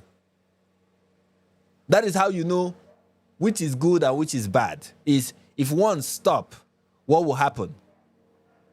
If the stopping of one will lead to something that is prosperous, something that is better, something that is more preferable, then the thing that is stopping is bad. But if the other one stopping will lead to more lives being lost, more people getting terrorized, then that thing that you want to, that if it stop will lead to that is good. These intolerable threats will not continue any longer. I once again urge the Revolutionary Guard, the Iranian military, police, to lay down your arms and receive full immunity or face certain death. It will be certain death. Won't be pretty. Right, yes, exactly. Surrender while you can, okay? Before it gets too late. Surrender while you can. And I really pray that they do surrender. I pray that, God gets through to them and, they listen to the voice of reason and lay down their arms and say, you know what, we are done. Our leader is dead. Things are not looking good for us. We've been lied to. We are told that we are going to take over and look at where we are now. We are done. This is over. We don't want to continue risking all of this for nothing, for a lie, essentially, that we've been told in the name of Allah. And I hope that many of them surrender. I pray that many of them surrender. I call upon all Iranian patriots who yearn for freedom to seize this moment, to be brave, be bold, be heroic, and take back your country. America is with you. I made a promise to you, and I fulfilled that promise. The rest will be up to you, but we'll be there to help. Thank you. God bless you to our incredible warriors, and God bless the United States of America. Thank you. All right, there you have it, Trump's speech. Now we are going to look at some interesting reaction to all the things that Trump said and a lot more. I want to show you I usually don't show this, but let me start showing it so that we can all be on the same page, I guess. I usually hide this, but I want all of you to see it. Anyway, I have like a list of tweets and videos that we are going to go through. Let me hide it. Anyways, so the first one is from Sky News. Then we are going to look at the IDF, their statement on Twitter. Then we are going to look at the celebration that is going on in Los Angeles, the Muslims that are, not the Muslims, the Iranians that are taking to the streets and celebrating. And then we are going to look at some things that was said that Trump said, and more people who have been killed, and statements that have been released by, official whatever in Iran, and also from people who are in support of the, the tyrannical regime in Iran, their reaction from Iran. We are going to look at all of that right away. So let's start with this one. This is from Eric Doherty. Breaking.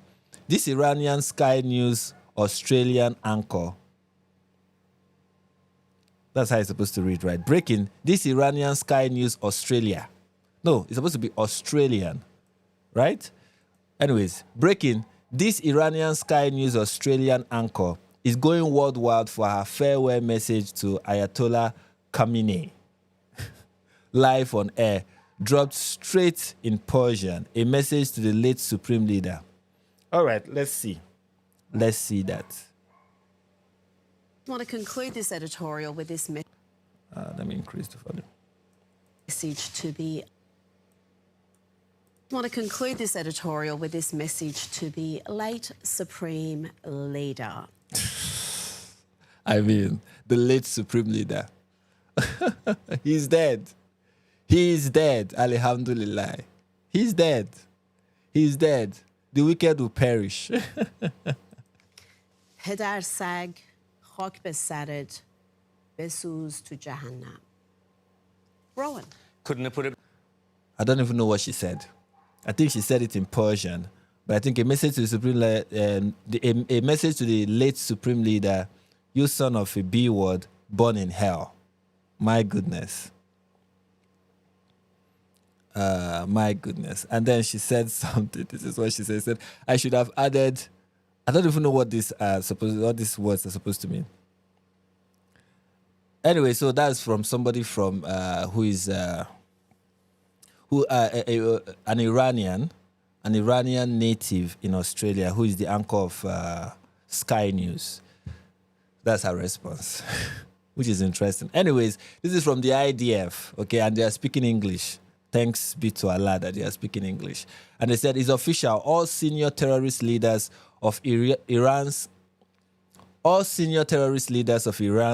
axis of terror have been eliminated.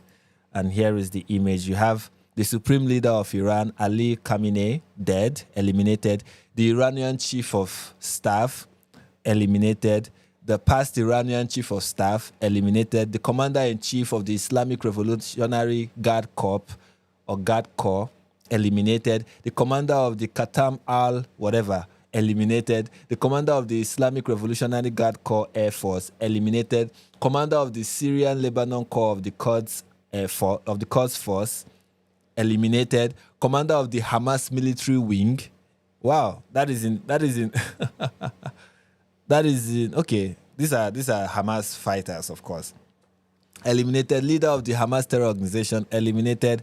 Commander of the South Front of the Hezbollah terrorist organization, eliminated. Head of Hezbollah Operation Array and commander of the Radwan force, eliminated. Hezbollah's most senior military commander, eliminated. Leader of the Hezbollah terrorist organization, that is Hassan Nasrallah, eliminated.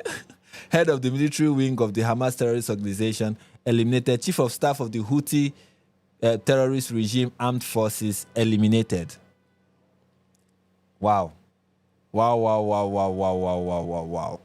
Eliminated. And this person said, I hope his 72 virgins are all dudes. And here is Khamenei. This is an AI of him and his 72 horrors. Oh my goodness. Oh, there is no rest for the wicked. Yep. God bless Donald Trump. May Israel succeed. And here is the rat, which is Khamenei, being held up by President Donald Trump. I mean, after all the screaming of death to America, and then the country that you are calling for the end of got you. That is poetic. And this is from, I think this person kind of has clips. He said, Iran celebrates. Trump, thank you, from Los Angeles. So let's see this. This is an 8-minute clip. I don't know if we'll go through all of it. But here is like a rally. Rally in Los Angeles. Really? You don't think they're for the revolution?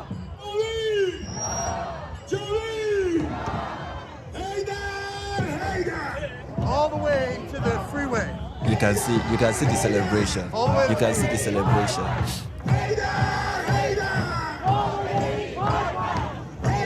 can see the celebration. I mean, these people are really, really excited. This is what happens when the wicked perishes. This is what happens when the wicked perishes. You see people celebrate in the streets happily.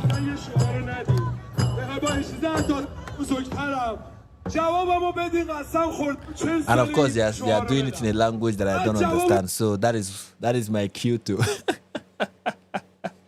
Let's see this footage. Maybe there's something happening here I mean, look at them. Look at the celebration with the flag that has the lion and the rising sun. Beautiful to see. Beautiful to see. But of course, you're always going to have people who have negative things to say. We are going to get to those shortly. But what is this? What have I done? Did I put in here the wrong clip? Okay, yeah, here's another one that I find interesting. Trump's speech was broadcast in Iranian state TV. And I think the United States was able to, here is a clip of it. The United States was able to hack their TV station and have Trump's tweet, Trump's message, his video, the message of his, the video that we just saw. The United States was able to get it broadcasted in Iranian national TV. And here it is happening. And of course, there's a translation for it in whatever this language is. I guess it's Arabic or Farsi, I don't know. So, yep. Iran is being defeated, and it is glorious to watch. To watch. Anyway, another one that I find very interesting is after Ayatollah Khamenei was executed, eliminated, sent to Jannah to receive his 72 houris. After that happened, a new Ayatollah was declared. And the Ayatollah that was declared, shortly after he was declared, he was also eliminated. And we have this from Wall Street Mav. Ayatollah Ali Riza Arafi was declared earlier today as the acting supreme leader of Iran. He is reportedly already dead this evening. At this point, to be Ayatollah is kind of like a death sentence. Who wants to be the next? It's kind of how it is right now in Iran. Who wants to be the next? This is beautiful to see. Also, we have... this is from Open Source Intel. Iranian state outlet, this news outlet, shares an image portraying what it calls heaven for Khamenei. Now, I don't know if this is kind of like a mockery or if it is whatever it is, but this is what this is from these people. I don't know what this is supposed to be about, but this is supposed to be like a pro. I don't know, a pro. Let me be sure. I guess let me be sure. I think this is Meha News. Let me be sure what Meha News is all about so that we can understand what we are looking at.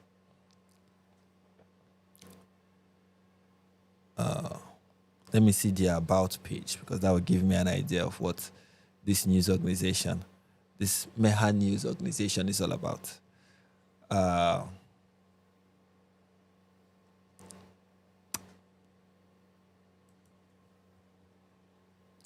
Is everything here in my good? Come on.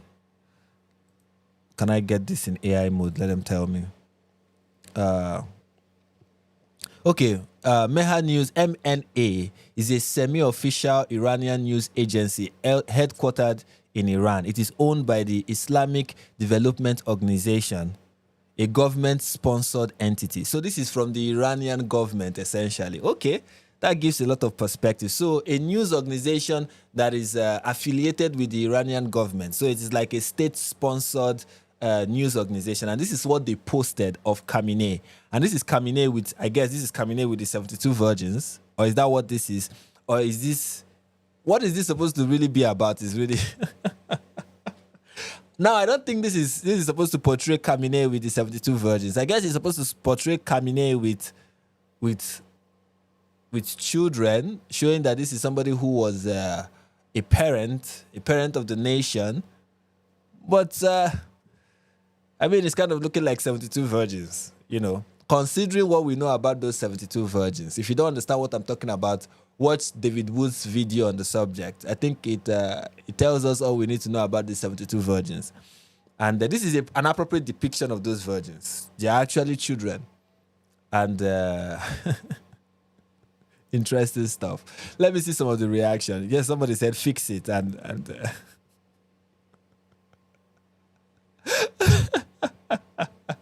yeah, this is what it's definitely going to be getting. It's going to get a lot of blue, pink, purple-haired, fat liberals in Jannah. That's what it's going to get. 72 of them. I mean, that is beautiful. Here is another one.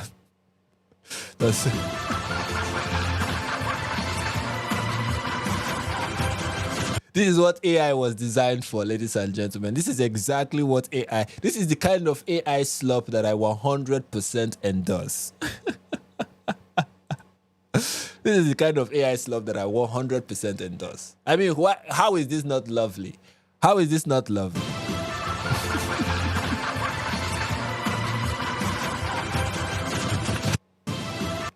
And he's fondling their nose. Oh, this is beautiful. This is accurate. Yeah, he's surrounded by the men of our Zut. He's getting zooted right now in the afterlife, I guess. Oh my goodness. Oh my goodness. There is no rest for the wicked, even in the grave.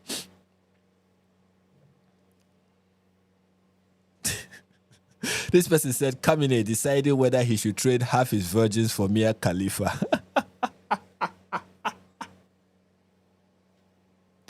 Oh my goodness. Anyway, moving on. So this is what we get from people who, I don't know. There are many footage that we've been seeing from Iran that we are not sure if they are actual recent footage. But let me assume that this is the case, okay? Let me assume that this is the case. That is actual recent footage of the current regime, supporters of the current regime in Iran, and I guess the 12 Shias in Iran, and kind of like their reaction to the death of their supreme leader. This person said, "May you bastards always mourn. Your cries of agony are music to the ears of all freedom-loving people in the world." Yes, any person who is crying for the current regime, come on, that's music to my ears. That is the best call to prayer. You know how people say what is it called? Is it the Afan now, whatever that is called? That is the most beautiful sound they've ever had in their life. Okay, the most beautiful sound that I've ever had in my own life is the sound of Muslims crying whenever one of their renowned terrorist leaders is eliminated by America or by Israel. Whenever they are crying, that is beautiful. That is the sound of, I mean, it is supposed to, that sound, the sound of their cries should be eligible for a Grammy Award because it is musical genius. Okay, it is the greatest musical genius I've ever witnessed in my life, that my ears have ever been blessed with.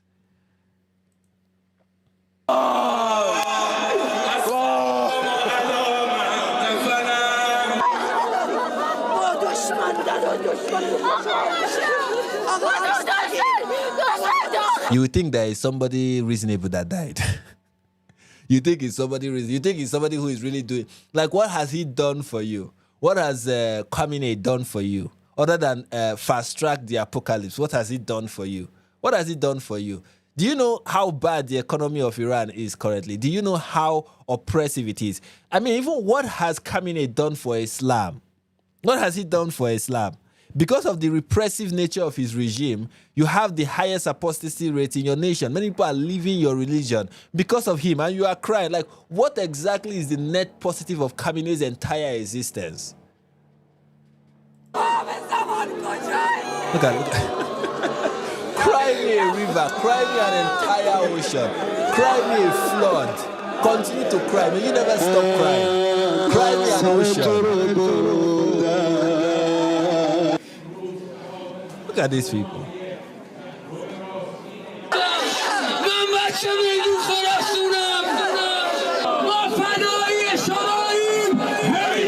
What is missing from this is the self-flagellation. Where is the whip? Where are the swords that they are supposed to be hitting themselves with to show that they are really mourning?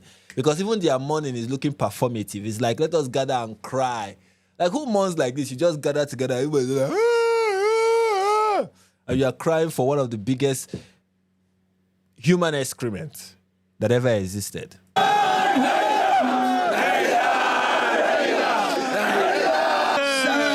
Oh, look at that. And I don't understand. Khamenei is right now in Jannah enjoying 72 hours. Ladies and gentlemen, why are these people crying? They should be celebrating. It should be a celebration of life because right now Khamenei is in Jannah. He has his 72 virgins and he can choose 5 from amongst them that will make it to Jannah as well. Why are these people crying? Why are they mourning?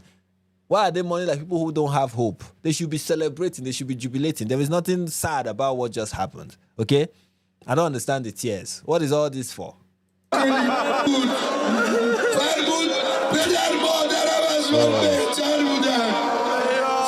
This guy is not committed. This guy over here. Where is the commitment? This guy and this guy. These people are not crying. Are you sure these are not Mossad agents? They're not crying as they ought to. Hey, Mossad agents, you know, Mossad agent identified. right here. These people are not committed to the tears that's supposed to be flowing from their eyes right now. These are suspects, okay? They should be investigated. Where are the tears, both of you? Come on, cry. What is this? This is half-hearted commitment over here. You should be crying like this guy. This is what we call real commitment. Oh, correct. Exactly. Yeah, this is commitment.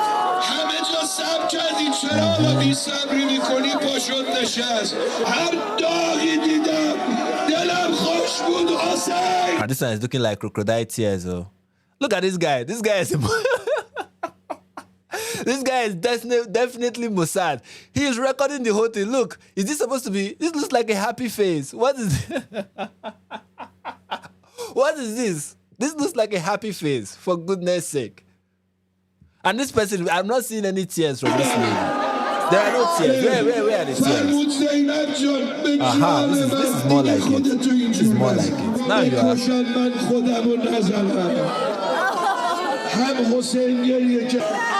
You know, sometimes in Iran, they usually experience like a heat wave and all whatnot. And yet the women have to look like this. And I don't know if they probably died from the heat wave because of this covering and all whatnot. I mean, you're living in a desert and you are covered like this. I mean, courtesy of the very person you are crying for. Keep crying. Cry harder. Cry harder. This is me drinking the tears of 12 Shias.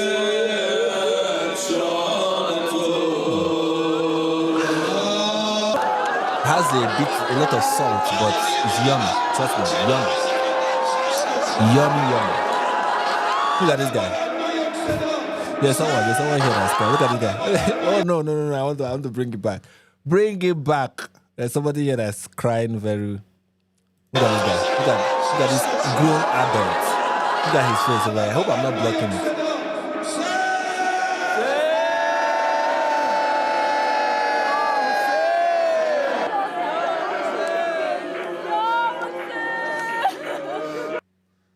Keep crying. I hope Israel and America keeps giving these people reason to cry. Somebody was like, worst actor ever.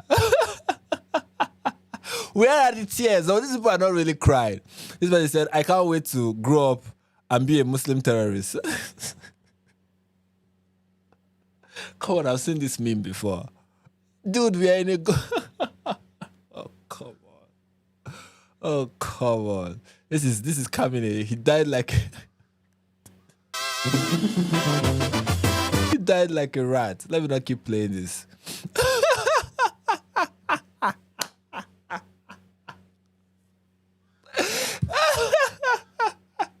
This is that meme. You know that meme of that leftist that was shouting when Trump was elected? I was like, I failed my generation. No!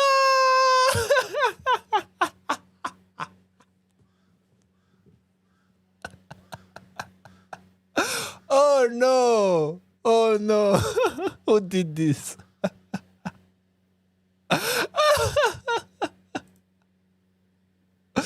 Oh, look at this. Oh, come on. I don't want all the music. I don't want this to get copyright restriction.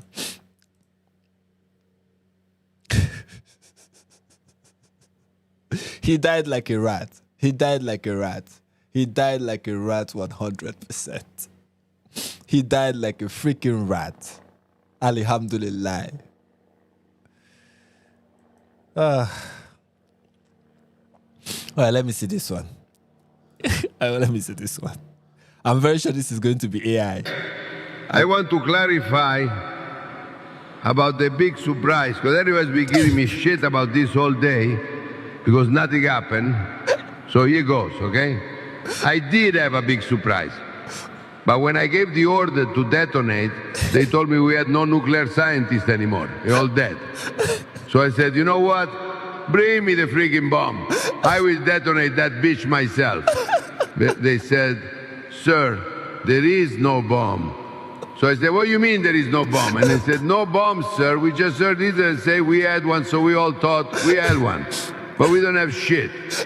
And then the morning came, and I was all depressed and shit. So that's what happened. This is AI slop that is 100% halal. Okay, this is 100% halal. Okay, 100%. And only haters who say it is AI because this is 100% real. Anyways, what does this person have to say? The guy on the left is totally laughing. This guy right here, so the guy on the left is totally laughing. Is behind us, starts out at 2:01. That's giving the timestamp. I mean, this is the Mossad that they are trying to spot in Iran. This is this guy is not.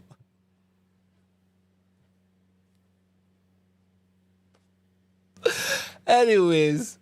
Let me see what some of us are saying in the live chat. Somebody say rent a funeral. Jack said rent a funeral crowd. The wonderful thing about being normal is somebody said it's my fake laugh. You have no idea how I find this humorous. Okay, I guess I'm fake laughing. I'm fake laughing the same way these people are fake crying, I guess. What else?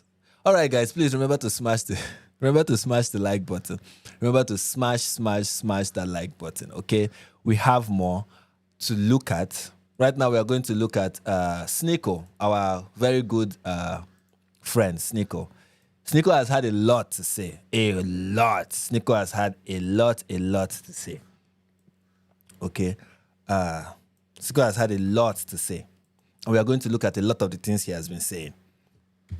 We are going to look at all of that. And, yeah. What is this? I'm trying to open all of that. All the things Sneako has had to say. You know, Sneako, I mean. Well, you'll see why I'm shaking my head in a very short while. You'll see why I am shaking my head because of Sneako, of course. Okay, so let's start with this one from Sneako. So after the attack, Sneako decided to be a halal anti-Semite, essentially. So here is a tweet where he posted an image from Sahih Muslim 2921b that says, this person has reported this hadith with the chain of transmission, and the words are, there is a Jew behind me. So he tweeted that hadith and then said, so true. And he's like, yeah, there is a Jew behind me, you know, kind of, there is a Jew behind me. A Jew is creeping, the nefarious nature of the Jews, right? That is what he thinks this is about. But here is the thing that he does not know. When you go to Sahih Muslim, just the same Sahih Muslim, Sahih Muslim 2921c. So this is 2921b. Let's look at Sahih Muslim 2129c.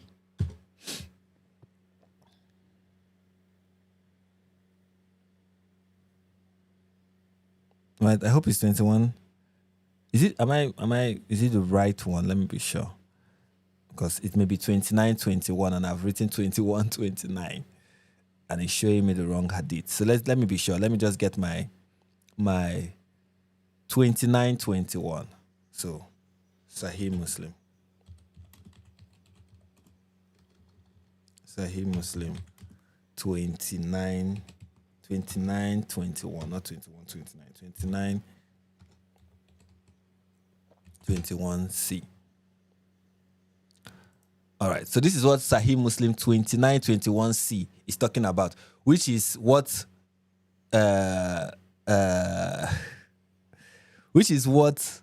Sneako is actually posting. I don't know if he's aware of this, or he just saw a hadith and decided to just post it. Maybe he saw 2921b and was like, oh, this sounds funny, let me post it. But this is 2921c. You and the Jews will fight against one another until a stone will say, Muslim, here is a Jew behind me. come and kill him. This is what that hadith is referring to when he said, a Jew is behind me. It's stones crying out that a Jew is hiding behind them and the Muslims should come and kill them. So this hadith that Sneako is posting right here is talking about what will happen at the end of days. What will bring the end of days is that Muslims will fight the Jews and kill all of them. And Jews will be hiding behind rocks and trees. And those rocks and trees will be crying out, saying, snitching on the Jews, essentially, saying, hey, Muslim, a Jew is behind me, come and kill him. And that is what Sneako is referencing. Tomorrow he will tell you that he's not an anti-Semite. And I believe that Sneako is not an anti-Semite. For you to be an anti-Semite, you have to have some level of intelligence. You have to actually know what you are doing. Sneako is an ignorant buffoon that has no idea what he's doing, has no idea what he's saying. And is somebody who is loping essentially for Islam and trying to make his Bangladeshi, Pakistani, fourth generation of cousin marriage offspring very happy. Because essentially that is like 70% of his audience at this point, just the offspring of fourth generation of cousin marriage that live in Bangladesh and Pakistan. So as long as he gets those people excited, that is enough for him. Whether he believes what he says or not, I don't think he does.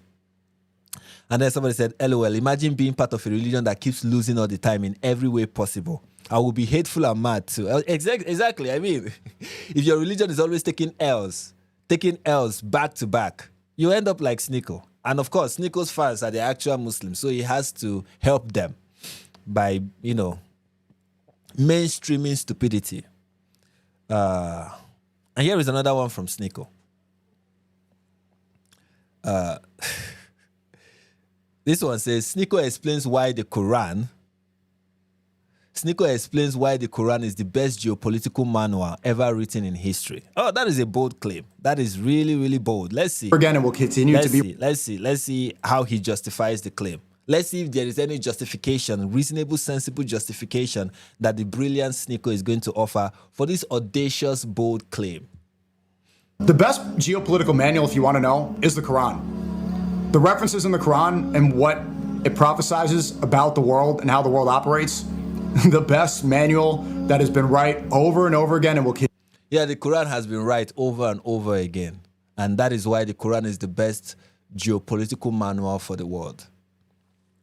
Here is my challenge to Sneako. Give me one Quran verse that you think that based on this one Quran verse is best, demonstrates that the Quran is best for geopolitics and is the best geopolitical manual. What are the chances that in this clip, in this 27-second clip, what are the chances that in this 27 seconds clip, Sneako is going to give us a Quran verse or two or three or even half a Quran verse that confirms the claim that he's making? I mean, we've already watched like 13 seconds of it, so we have like how many remaining? We have like, 14 seconds more. So probably in this next 14 seconds, Sneako is going to tell us Quran verses that explain that demonstrates just how amazing the Quran is as a geopolitical manual, right? That's what we're about to see. So let's see. Continue to be right over and over again is the Quran. If you understand the Quran properly, if you really study it, and you study the authentic hadith, you'll be able to understand everything that's going on in the world. It's all right there. It's all written for us 1,400 years ago. Yeah. So did we get any Quran verse that he cited?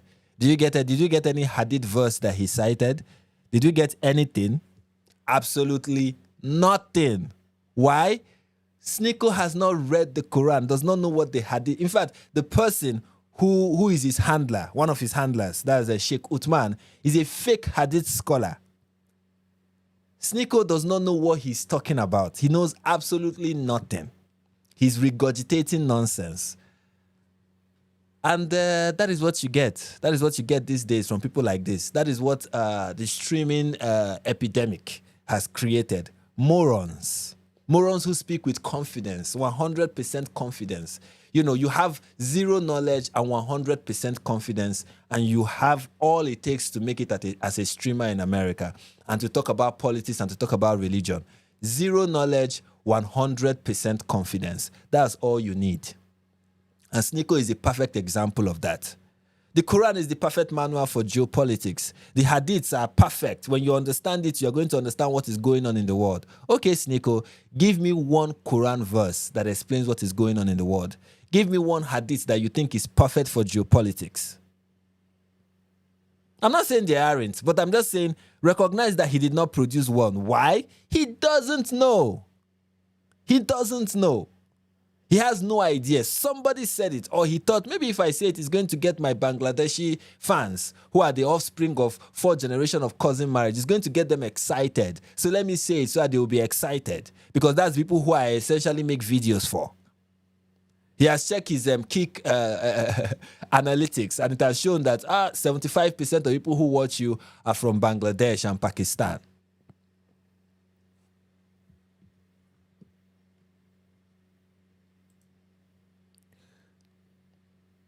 And of course, you have one of them.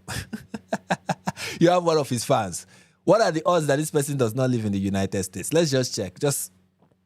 They might be living in the United States. I am willing to stand corrected. So let's see. This is his profile, and let's see. Oh, based in the United States. So I stand corrected. Here is one exception. Who knows? He might be using a VPN. Never can tell. So there is that. But then if he's smart enough to use a VPN, then it's not for, well, let me not jump into conclusion.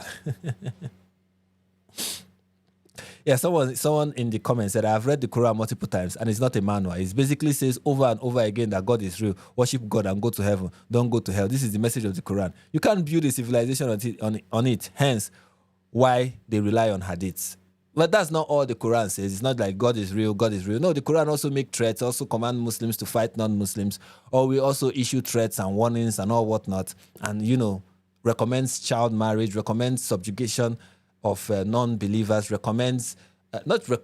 commands so many abhorrent and ridiculous practices and laws.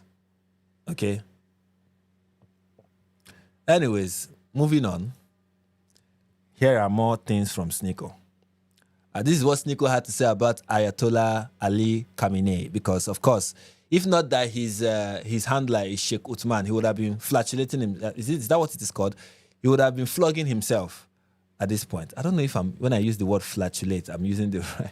I keep using the word flatulate. And these days, I'm wondering if I actually know what it means. Flagellate, not flatulate. Flagellate, sorry. No, that's not what I'm looking for. I don't even know how to spell it.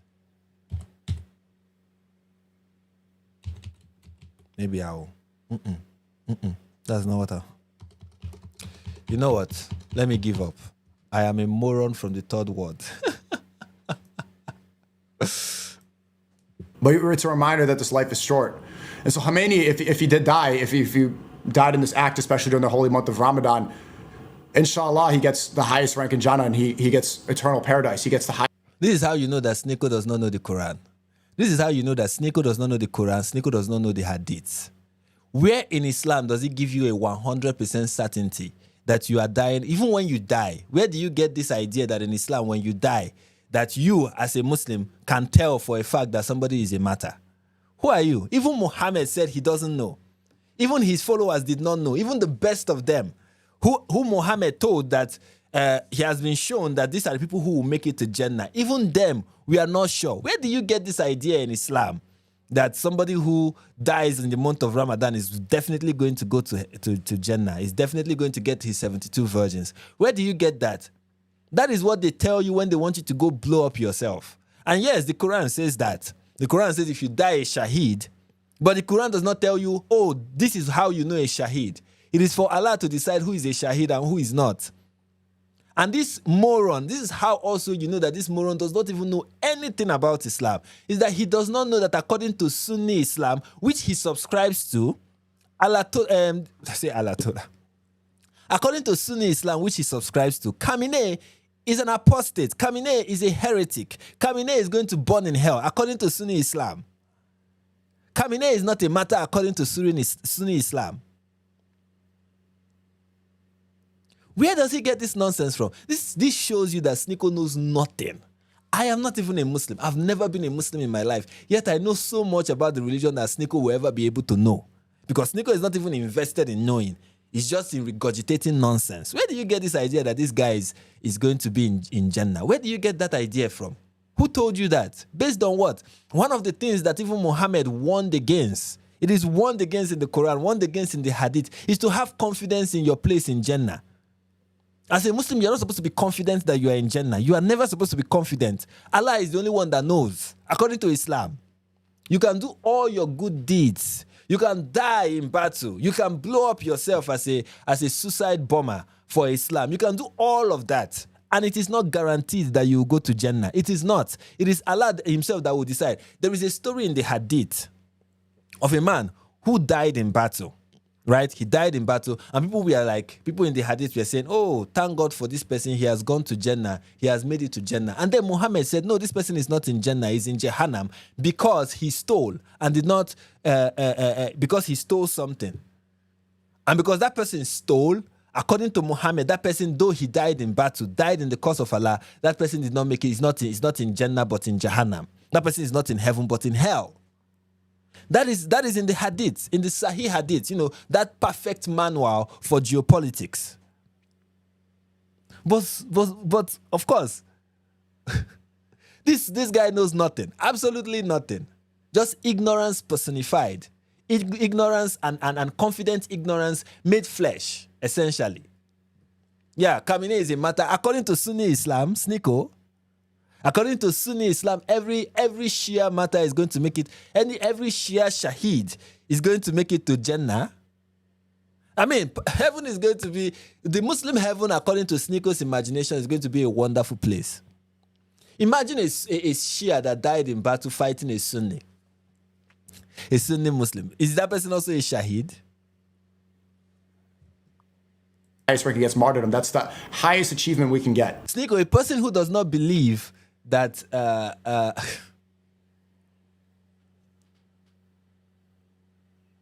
person who does not believe that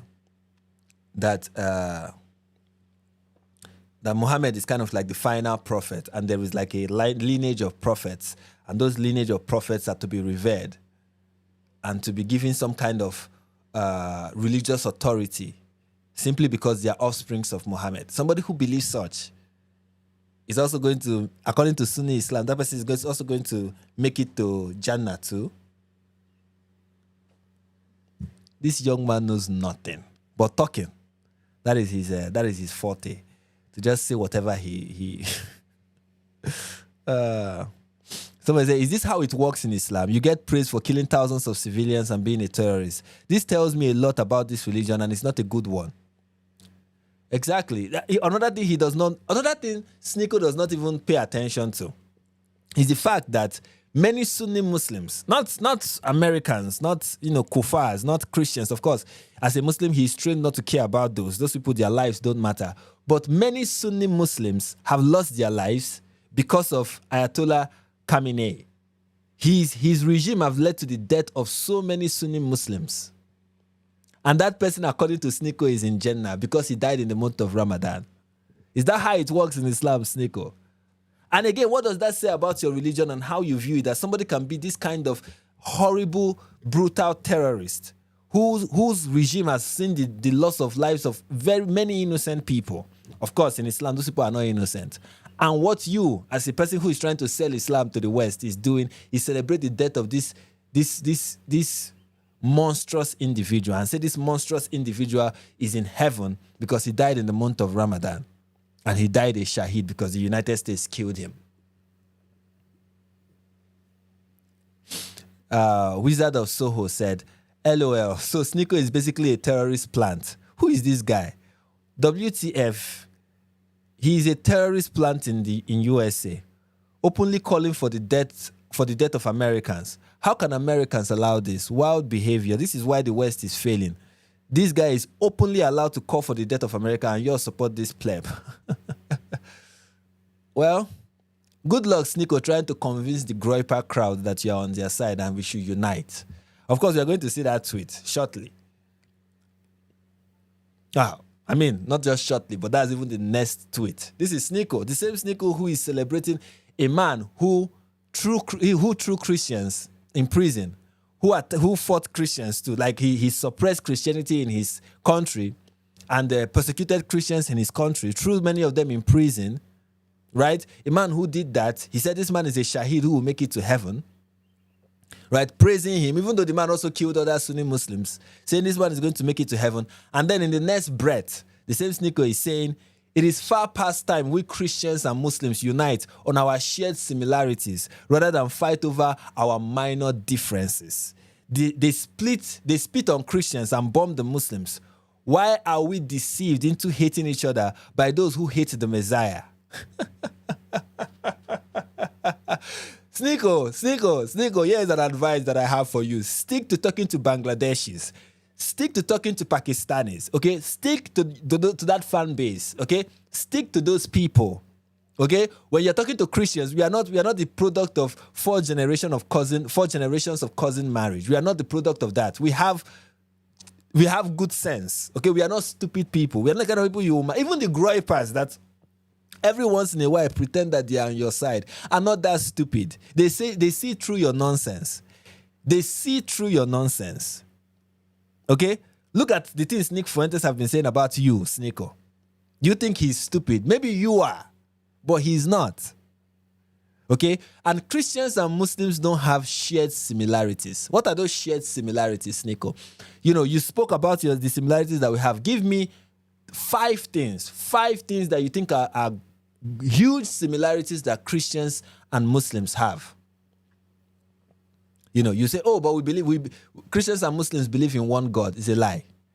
Your idea of one God, Tawheed, is not our idea of God. We believe in a triune God. We believe that God is one, and we believe that there are 3 persons in the Godhead, in the one Godhead. We believe in that. Do you believe in that? So what is the shared differences that we have? The shared differences, it doesn't include the fact that you and your God say that I am the worst of creatures, or that your God commanded you to violently subjugate me, or your God said that I am going to hell and I will burn there eternally therein because I am the worst of creatures, or that your God said that I have my life, the life of a cattle, is more valuable than my life. Or that your God, the God that you believe in and the book that you hold to be the perfect speech of Allah, says that I am deaf, dumb, and blind. That is what your religion says. That Surah chapter 1 verse 7 said that I am among those who have gone astray, and that you as a Muslim should pray to never become like me. What are the similarities exactly? That you have been commanded to strike terror in my heart and to show firmness against me and to never be my friend. You have been commanded to not even be allies with me. So what are we coming together for? When your book essentially says you should not be my ally, what exactly are you talking about, Sneako? What is the shared differences? You have no idea what you're talking about. Regurgitator in chief. All you do is regurgitate. No idea, no original thought of your own. It's so sad to see.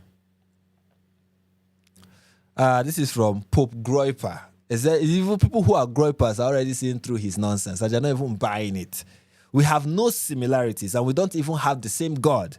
You are a brown invader who worships a sand demon. Muslims have done nothing but invade our nations for thousands of years, and your time here is almost up. Good luck with the unity. And somebody pointed out, I think it's in the next. This is the Sneako that is calling for unity. This is the Sneako that is, and that is the thing that I don't even understand if he recognizes this or if he's just stupid at this point. The same Sneako that is calling for unity is friends with Mohammed Hijab and the likes. And this is what those people are saying about Christians. I would have 50 sons who are homosexual, then one son that's a Christian. Muslim homosexual, you mean? Of course. Yeah. What do you mean? But he did say obviously. He did say Muslim homosexual. No, of course. Well, I would have a Christian and he's homosexual. Then do you get what I'm trying to say? Do you understand what he said? What Ali Dawa is saying? Ali Dawa is saying to Sneako that he would rather have 50 Muslim sons who are homosexuals than have one Christian son. And these are the people that we are supposed to be allies with. These are the people that should come together. We should come together because of our shared, interest. Yeah, we have a shared, Christians and Muslims have a shared interest. I wonder what that interest might be, Sneako.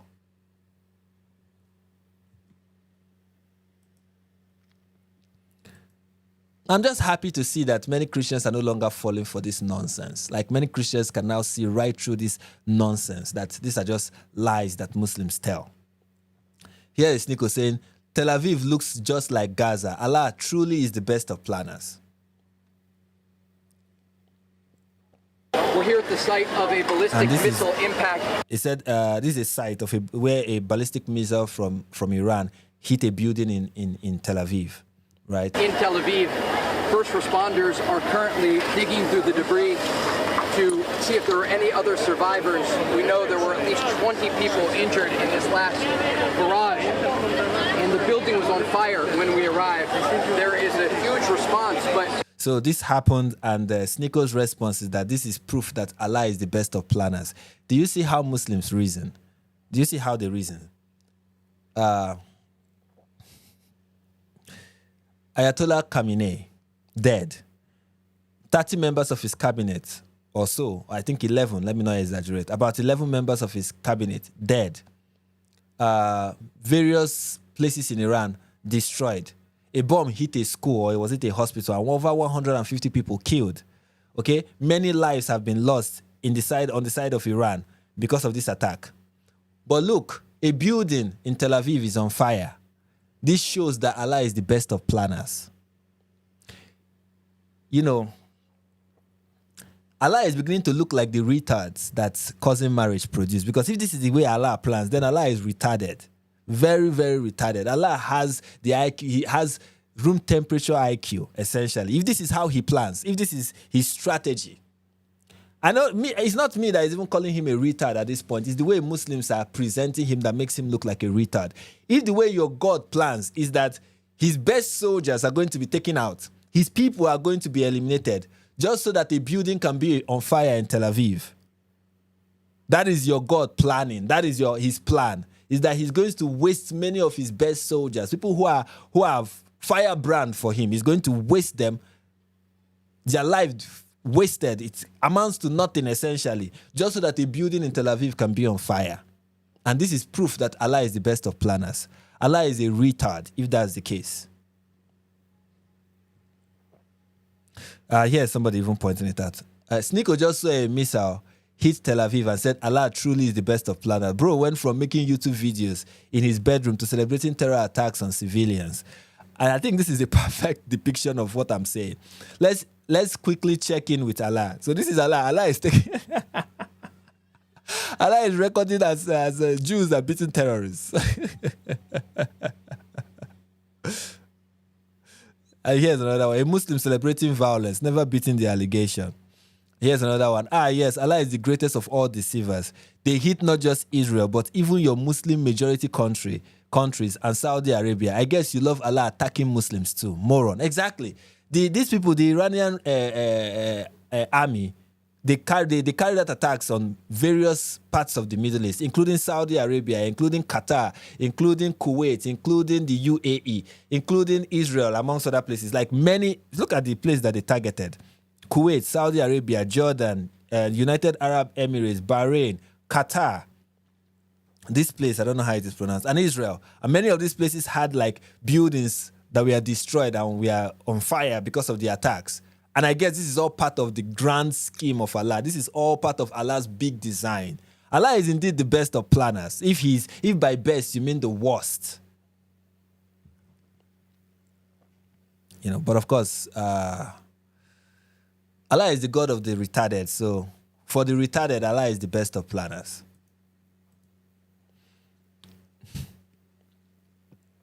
Here's another one from Sneako. Say, no Iranian ever called me a goyim. I don't even understand what this is supposed to be. I guess he's trying to say he supports the people of Iran.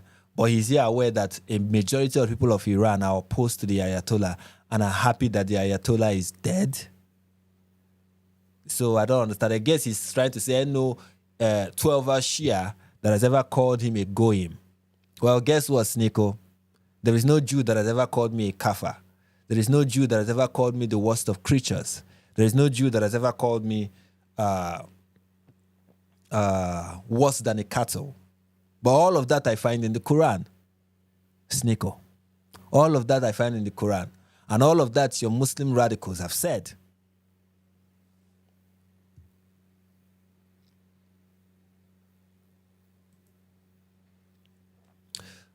Here is another. Here is another tweet from Sneako. Dajjal is coming. And then somebody called Hot Scrolls said, the only Dajjal I see. And that is Sneako in a hijab.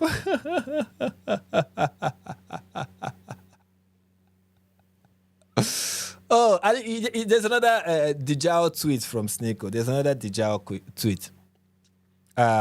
So there is this is a report from the Spectator Index saying breaking Israeli military will call up 7,000 reserve soldiers. Right, and you have Muslims, of course. This one will definitely be a Pakistani. Let me not confirm before I'll be proven wrong again.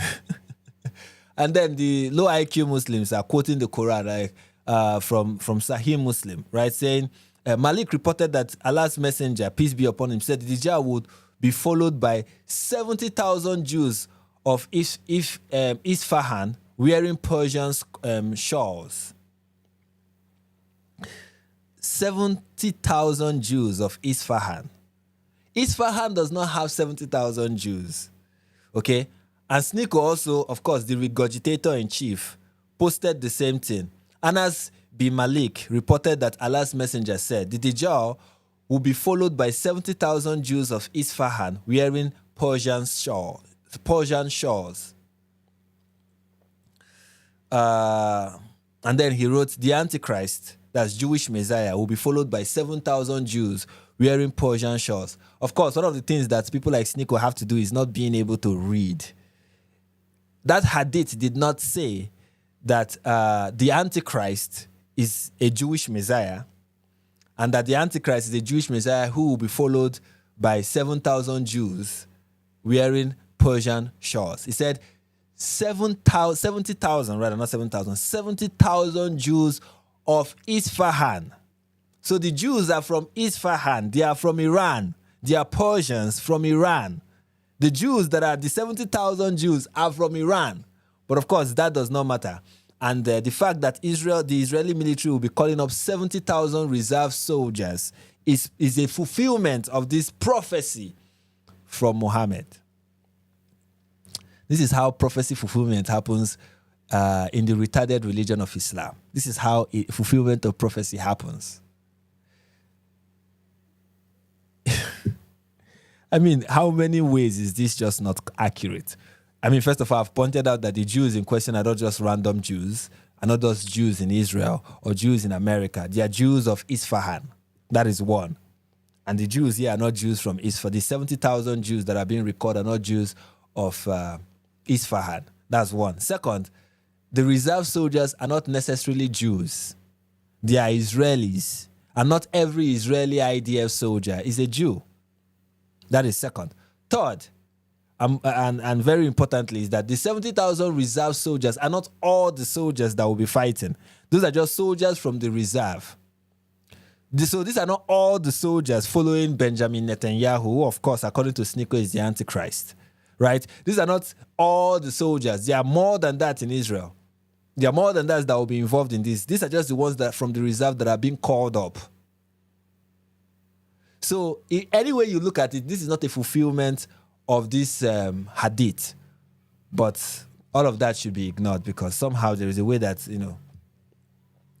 Sneako is going to twist this. Now, there is something important that we need to keep in mind, which is this hadith from Sunan Abi Dawud. Sunan Abi Dawud 43:20. This is Muhammad, the prophet, saying, I have told you so much about the Dajjal, the Antichrist, that I am afraid you may not understand. And then he said, the Antichrist is short, hen-toed, woolly-haired, one-eyed, an eye sightless, and neither protruding nor deep-seated. if you are confused about him, know that your Lord is not one-eyed. This hadith is very interesting. Let me read it again. The prophet said, I have been told so much about, let me start all over again. The prophet said, I have told you so much about the Dajjal, the Antichrist, that I am afraid you may not understand.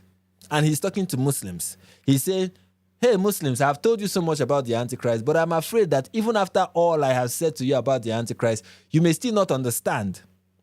And then he repeated some of the facts that they should know about the Antichrist. The Antichrist is short. He has 10 toes. He's hen-toed, so he has the toes of a hen. He has woolly hair, that is his woolly head, and he has one eye. So he's one eye, and he's an eye sightless. So he has one eye, and his eye, I don't even know why this is repeated. If somebody is one eye, then he's an eye sightless. And he's neither protruding nor deep-seated. So these are all the descriptions of the Dajjal. So what do we know that the Dajjal is going to look like? He's going to be short. The Antichrist is going to be short. He's going to have the toes of a hen. He's going to have woolly hair. He's going to have one eye. And he's neither protruding nor deep-seated. So Muhammad has said all of this about the Dajjal. And then he said, if you are confused about him, so that means despite all these things I have said, you might still be confused about the Dajjal. So who are you going to be confusing the Dajjal with? And how will you not be confused? Right? So there are two things that is going to make there's two things here that we need to consider when we see this statement. If you are confused about the Dajjal, that is about him. So that means you are going to be confusing him with someone else, and there is a way to get rid of your confusion. All right. So who is the person that you are going to be confusing the Dajjal with? You are going to be confusing the Dajjal with your Lord. Say, know that your Lord is not one-eyed. This is very important. So a Muslim is going to see the Dajjal and will confuse the Dajjal for Allah.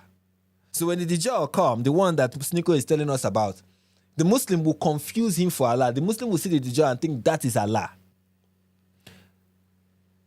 So why would they confuse the Dajjal with Allah? And how do they differentiate from the Dajjal and Allah? The Dajjal, the differentiating feature between the Dajjal and Allah is that the Dajjal has one eye. So Allah has two eyes, but the Dajjal has one eye. So what does that mean? It means, therefore, that Allah, like the Dajjal, is short. Allah, like the Dajjal, has the toes of a hen. Allah, like the Dajjal, has woolly hair.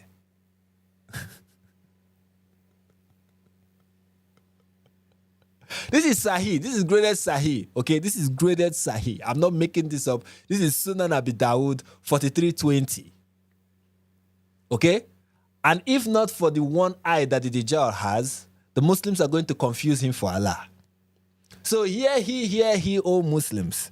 Your God is short, hen-toed, woolly head.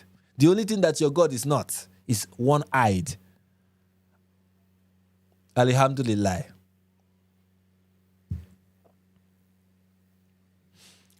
Anyway, guys, we have 44 people with us right now. Please smash that like button. Destroy the like button. If you're enjoying everything we are discussing, smash the like button. Smash the like button. The next thing we are going to be looking at, two people. Or maybe not two people. We are going to be looking at, I guess, 5 people.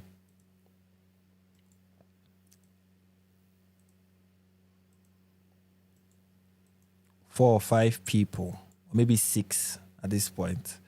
We are going to be looking at some of the things that they have to say about them. Then we are going to look at Nick Fuentes. Nick Fuentes has something to say, something very interesting to say. And we are going to look at that. All of them having to do with this topic. So let's start first of all with our black Nazi. None other than Myron Gaines.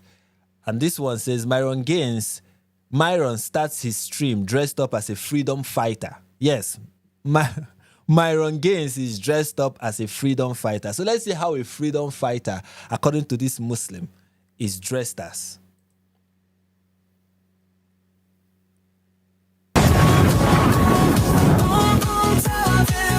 I don't want the music to be showing because I don't know if it will get copyrighted. So yeah, this is how a freedom fighter dress with a suicide vest, and he just essentially dressed as a terrorist.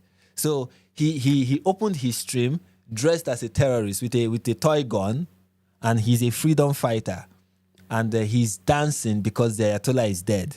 I don't really understand what all of this is about. I don't know.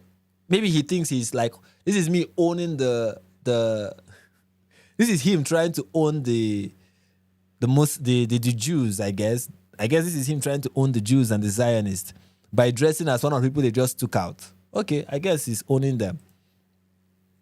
And this is supposed to be funny.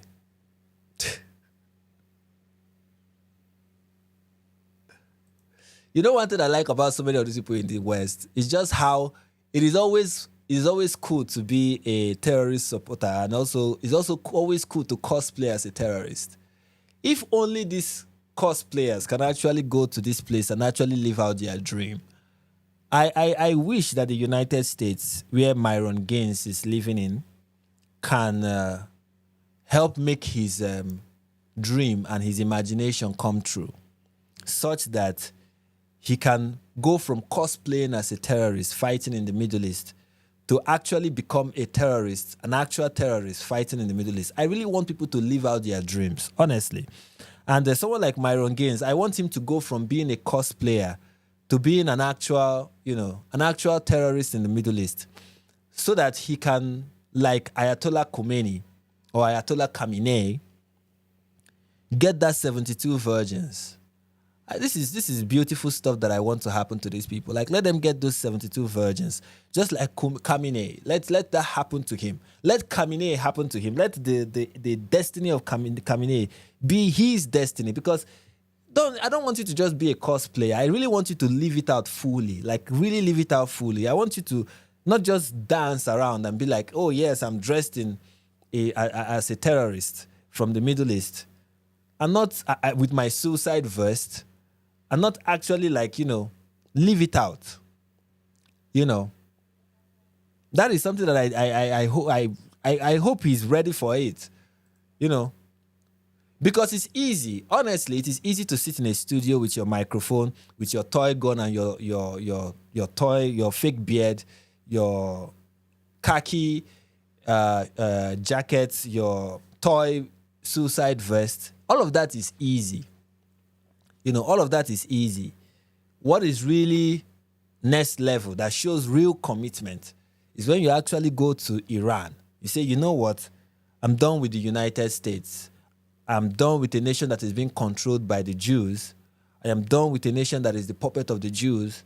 A nation that is bowing down to the Antichrist. And I want to be free. I want to be on the right side of this fight. So therefore, I'm going to just close my studio in Miami, where I often get the opportunity to smash Miami broads, and move over to Iran and really stand firm as a 12-hour Shia and really, really, really own the Jews. If there's any way you can own the Jews, you cannot own the Jews by being on a platform that, at the end of the day, whether you are on Kick or you are on Twitch or you are on Rumble or you are on Twitter, the Zionists control all these media outlets, and the more views you generate, the more paid they get, okay? So you are essentially working for the Zionists. This is pathetic. You are making fun of them, but the Zionists that control the world, essentially, are benefiting. For every money you make, they make a lot more money from your stupidity, essentially. So why not take it a step higher?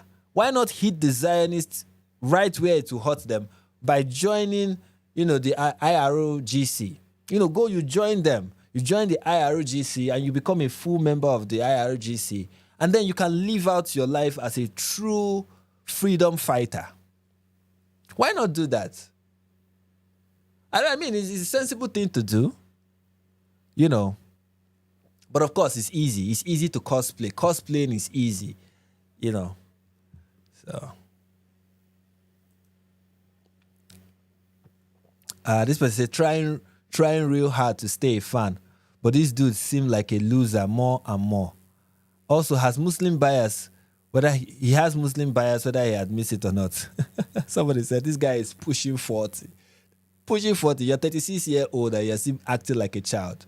And somebody said, bro needs to be deported. I said, the freedom fighter here idolizes. And then so I said, this is the content the frog people enjoy. They don't enjoy, I don't know, maybe they enjoy it, I don't know. You know. At least he's wearing the gear of his people. Yeah, he's dressing in the traditional regalia of the average of the pious Muslim. Alhamdulillah. Somebody said, bro is 36 doing this stuff. No one finds this funny besides brown clowns. I mean, if Myron's goal is to attract racist comment and racist jokes against black people, he's doing a very good job, if that is his goal. Because this is one thing that these people need to understand. This does not do any favor to Islam. This does not help Muslims. This does not help Iranians. This does not even help the Islamic regime in Islam. It does not help anybody other than the very person who is doing it, who is going to monetize the whole nonsense. So this person is a net benefit to only himself. And then you have Sunni Face. This says, Sunni Face calls out Andrew Tate's legacy mindset and says it's not for God. I haven't once had him say he's doing it for the sake of Allah. All right, let's listen to that. Look up to a lot. Let's start it from the beginning. And you know, someone like Andrew Tate, who I used to look up to a lot. A lot of us, he inspired us. Yeah. He's very open. It's so unfortunate that Sunny Face says his inspiration is Andrew Tate. For those who don't know, Sunny Face started his public career, doing reactions with his mom. I don't know if he grew up with his father. For his inspiration to be Andrew Tate, is this symptomatic of the fact that he grew up without? I don't know. I don't want to be that person to make assumption, but he's talking right now as somebody who did not grow up with his father, and I won't be surprised if that happens to be true. Andrew Tate is your inspiration. You are a loser. How you know that you are a loser is if I don't care who you are. I don't care how famous you are. I don't care how much money you have. If your inspiration, one of the people that inspired you is Andrew Tate, you are a loser. And that his intention is for legacy. And let's back this up a little bit. A lot of us, he inspired us. Yeah. He's very open that his intention is for legacy and for people to continue talking about him after he dies. You can say that is a selfish mindset, and him being obsessed with his legacy is kind of selfish. But at least he's not invested in the nonsense that so many of you are invested in. He's more focused on something that, to a reasonable extent, makes some sense. Even though for a materialistic world that will be the case, but at least a materialistic world is more reasonable than whatever it is Muslims are operating with and operating on. But once heard him say he's doing it for the sake of Allah. He's doing it so people will continue to talk about him. And so you want, okay. Have it. Once you die, what does it matter if people keep talking to you about? This is something I personally never resonated with. There will be a final time the word Sneako is uttered. The word Sunni is uttered. The word Muhammad hijab is uttered. So why do you care about that? And you're dead. We don't have this belief you're sitting up in heaven and you're looking down. I am being worried. I'm getting worried for Sunny Face. Now,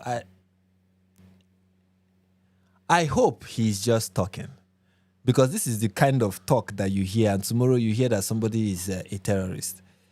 And you know that most of the one of the dangers in the West are homegrown terrorists, not even the ones that are imported. Okay, I hope he's just talking, because this is how they talk before they start carrying vests and going on stabbing spree. This is how they talk. All this, what is your life? Everything that's supposed to count is Allah. And if you see him talk about the Dajjal, I hope all these things are not just turning him to a radical Muslim. That is my hope, because he's beginning to sound like one. Do you know why? It's very simple. They want to be worshipped as God. Yes. Instead of worshiping God. Whoa! Whoa, mind blowing.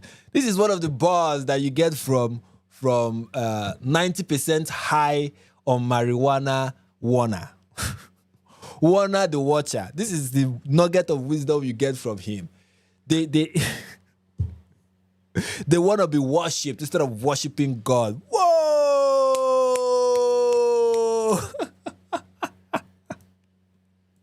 We don't have this belief you're sitting up in heaven and you're looking down and...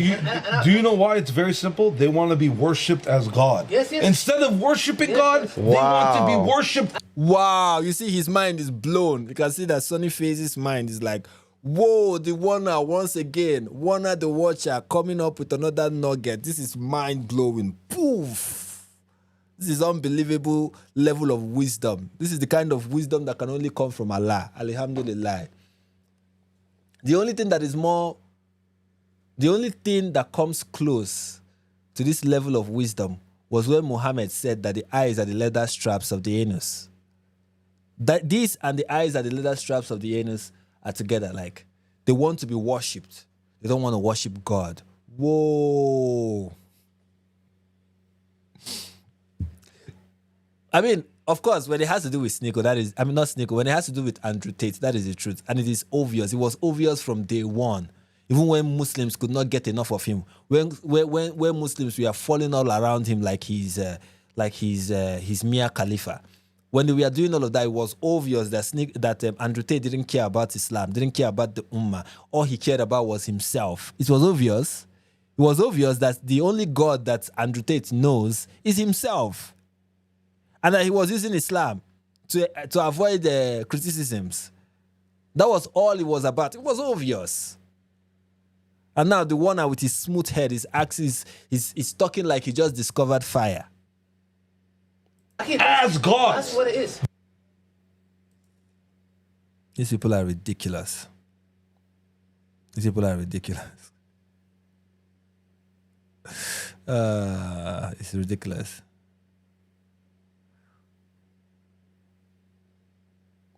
He said the whole room full of people who were glazing Tates non-stop for years, by the way. Yes. This is what he said. Dumb N-word said, whoa, as if that... Dumb N-word said, whoa, as if that fat lad said something profound. God, I knew Sunni was absolutely effing retarded, but not to this level. Makes sense why he's so mentally raped by these demons. Also, his voice just goes gay too.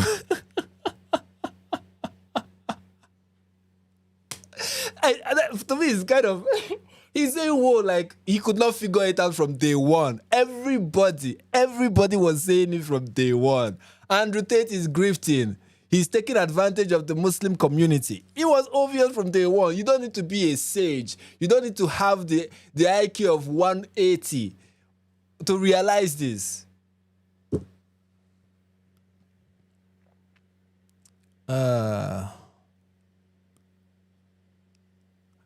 Well, moving on. We have Smiles to Jannah. Smiles to Jannah says, Gaza was an experiment that the Muslim world let happen. Lebanon was a continuation. Syria was an expansion. And now it moved on to Iran. After Iran, it's other Muslim countries. Oh, please, keep quiet. Keep quiet. I didn't know, according to Sunni Islam, Iran is considered a Muslim country. But, well, you learn every day. I didn't know that Shias, for the first time, Sunnis are recognizing Shias as true Muslims. This is a miracle. This is a miracle. This is a miracle brought to you by Israel and the United States. For the first time, we have Sunnis vehemently declaring from the top of their lungs that Shias are actually Muslims. I didn't know that. Wow. This person say Allah is clearly a Zionist. And then this person pointed out Syria was Christian, Lebanon was Christian. Muslim brought the war into those countries. Then you took it to the streets of Europe. So save us your tears. If, of course, all these tears are performative. These people don't consider Shias to be Muslims. Don't know, but Iran isn't a Muslim country. Of course, here is a guy from Pakistan setting the record straight. setting the record straight that, that Iran isn't a Muslim country. I said it, didn't I? I said it. I didn't know that Iran was actually a Muslim country according to Sunni Islam. But we learn every day. Anyway, moving on, we have from Mohammed Hijab. He said, Muslim government must choose either to unite and create a Muslim bloc or to remain slaves to the Epstein alliance. Russia and China are not coming to help. Why would they help? You think they don't have things to be worried about? Why are they going to come to help you? Russia is busy with Ukraine. China is weighing their option with Taiwan. Why are they going to come to help you? They are not. At the end of the day, they are not going to help you. And the Epstein alliance, oh, please. What do you call the Mohammed alliance? What he did. What do you call the Mohammed alliance with the men of Al-Zut? What do you call the Mohammed alliance that created a religion where child marriage is okay? Talking about the Epstein alliance. If there's anything like an Epstein alliance, is when two Muslims come together. That's an Epstein alliance. By the way, Epstein looked a lot more like a Muslim than he looked like a Jew. And then Muslim governments should choose to unite and create Muslim governments. Do you also mean the government in Iran? You consider that a Muslim government? I didn't know, but we learn every day as we are witnessing. Every day we realize that Iran, according to Sunni Islam, is the Iranians and the Shias of Iran, the 12 Shias, are actually Muslims. Didn't know, but now I know. And this person said, aren't you supposed to be British? He's not. He's not. I just looked at MBS, that's Mohammed bin Salman, and it turns out that he was close friends with Jeffrey Epstein. What other Muslim leaders should I check? Okay. Allah, if you are so great, why do you keep losing to this?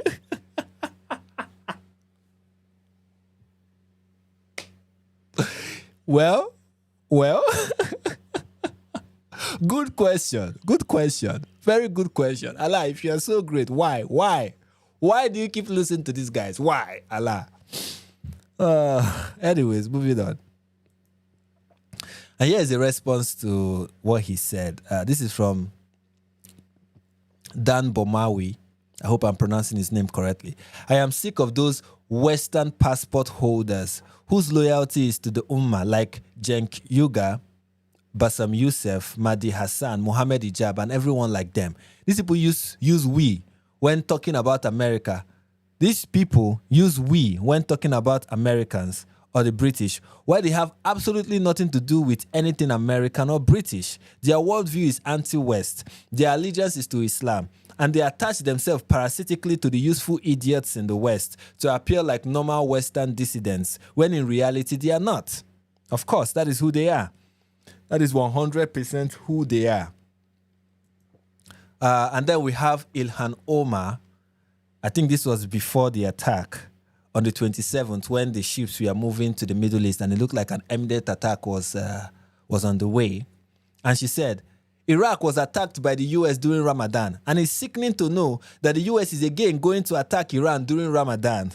The US apparently love to strike Muslim countries during Ramadan, and I am convinced that it isn't what these countries have done to violate international law, but about who they worship. What if it is about who they worship? That is enough justification, Ilhan Omar.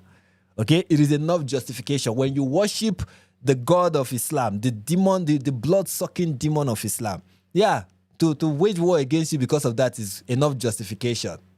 Because that has contributed to what we see in the Muslim world today. That has contributed to what we see in Islamic terror in the world today.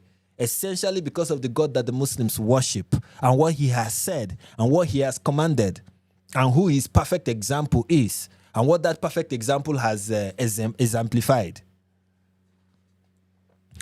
But of course, she's lying, because what is Islam without lies? And she got community noted. None of the Persian Gulf War started in Ramadan. The first Persian Gulf of blah blah blah was on the 10th of blah blah blah. The second one was on the blah blah blah blah. So essentially, her claim that all these wars started during Ramadan is not true. But here is what is more interesting, and this was pointed out by Brother Rashid. He said Muhammad attacked a caravan during Ramadan, the Battle of Badr, right? He marched on Mecca during Ramadan. Muslim armies invaded Spain during Ramadan, and Pakistan has attacked Afghanistan during Ramadan. But of course, Ilhan Omar does not see any of that. It is a problem when the West attacks the Muslim world during Ramadan. But when the Muslim world does that to other countries during Ramadan, that is not a problem. And somebody pointed out, we are discussing Muhammad, Brother Rashid. He is not here to defend himself, and everything in Syria cannot be attributed to him with 100% certainty. Oh, please keep quiet. Keep quiet. If everything about him cannot be attributed to him with 100% certainty, then why do you fast the way you do? Why do you fast the way you do? Why do you pray the way you do? Is it where do you get all of that from? Is it not from the Syria that you cannot 100% hold credible? Please. Anyways, we are going to look at a little bit more things before we call it a day. How long have I been going? Okay, this is all right. I need to find a way to wrap up all of this. I'm torn between reacting to Nick Fuentes and reacting to Sunni Phase and the rest of it. In fact, I will skip the Nick Fuentes stuff. And I think there's a new story that I need to talk about that I think is interesting. And it has nothing to do with this thing. That's why I'm reacting to it, because, we need to wash our palate with something other than Iran right now. Don't you agree? Anyways, so this is a new story that came on the 1st of March, right? Austin mass killer captured on video wearing property of Allah hoodie during rampage. Continue without supporting it, of course. Why will I do such a thing? Anyways, here is the news story. It said a chilling newly released footage show Austin mass shooter, this person, touting a rifle and wearing a hoodie sweatshirt and blows. What? Anyway, let me read this again. A chilling newly released Let me drink a bottle of water. I don't know why I'm finding it difficult to pronounce words.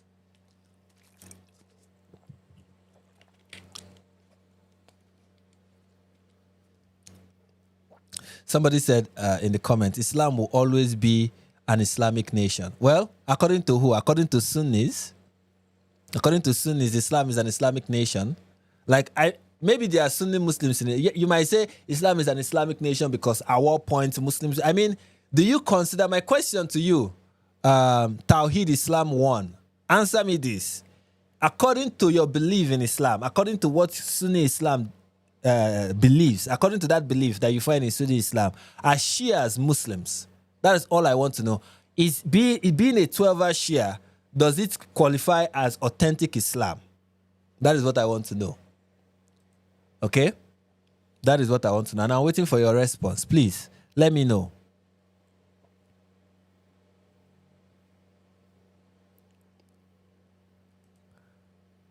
My God is the God of all the prophets from Adam to Mo. I'm not asking you about that. I'm not asking you if your God is the God of Adam. Yeah, if your God is Yahweh, yes, your God is the God of all flesh. But of course, your God is not Yahweh. Your God is one of the gods in the pantheon of gods in 7th century Arabia. Your God is an idol. Your God is a pagan idol. Sorry to bust your bubble. But please answer the question. Answer me this question. Very simple question. According to traditional Sunni Islam, are Shias Muslims? Are they considered? Is it considered a sect of Islam that is authentic? Do you consider it authentic Islam? If I want to convert to Islam today, should I convert to 12? Should I become a 12-hour Shia? That is what I want to know.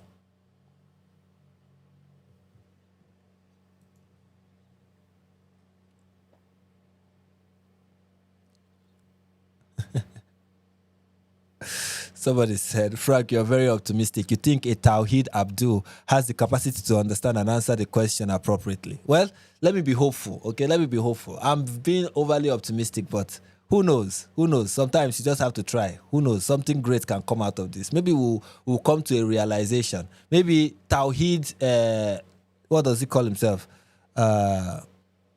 What does he go by again? Maybe our Muslim brother will, explain all of this to us. And he's not. He's still going on a different tangent. There were no idols of Allah in pagan 360. In pagan 360, God, you have no idea anything. That means Tawheed Islam. It means you know nothing about the history of your religion. Okay? You have no idea. The black stone, was it not being revered by other people in Mecca? Didn't they revere the black stone? And what God was attributed to the black stone, was it not Allah? Were the people of Mecca not familiar with who Allah was? Didn't they consider Allah to be the creator? Didn't the people of Mecca before Muhammad consider Allah, the God that you now worship, to be the creator? They had a pantheon of gods, and in the pantheon of gods, there's always a hierarchy. And the Meccans believed the same thing. They believed that Allah is the absolute creator, but he had a hierarchy of gods. And below you have the, Allah's, the three goddesses and other gods that they had that, are like, kind of partners with Allah, essentially. They believe that, but they believe that Allah is also, yes, they believe that Allah is the highest, like, just like you believe that, like you have in Greek mythology, right? That Zeus is at the top, right? And then you have other gods, right? The same thing in Mecca, okay? Allah is at the top, and then you have other gods. Then Muhammad said, no. Allah is one God, and there is no other God besides Allah. Allah does not have partners. That is how Islam came about with the whole Tawheed nonsense. Okay? So that God, Allah, was a God that the Arabians were familiar with. It was not the Jewish God, it was not the God that the Jews knew. It was not the God that revealed himself to Abraham, Isaac, and Jacob. It was a God that the people in Mecca already knew. And then Muhammad came, co-opted their God, and then rebranded their God, and then gave their God some Jewish attributes. And said, yes, he's the one God, he's the God of Abraham, Isaac, and Jacob. That is what happened. Everything about your religion is pagan from beginning to end. But that is not what I'm asking you, Tawheed. Okay, so Tawheed Islam said, yes, 12 Shias are Muslims. Okay, very good. Very good that you are for the beautiful. I want to ask, are you a 12 Shia? If 12 Shias are Muslim, Tawheed Islam, are you a 12 Shia? If you're not a 12 Shia, can you tell us why? He's saying, yes, they did. They were following corrupt versions of Prophet Abraham and Prophet Ishmael. And they even had paintings of Abraham. Sure, buddy, they had paintings of Abraham and Ishmael in the Kaaba. Where are those paintings right now? Oh, they are gone, of course. They are gone because, yeah. But just tell me, are you a 12er Shia? If you're not a 12er Shia, why are you not a 12er Shia? If that version of Islam, if that sect of Islam is true, if it is true, why are you not a 12er Shia? Just, I want to know, please. Enlighten us. Tell us, Tawheed Islam number 1. Let us know why you are not a 12er Shia. I'm waiting.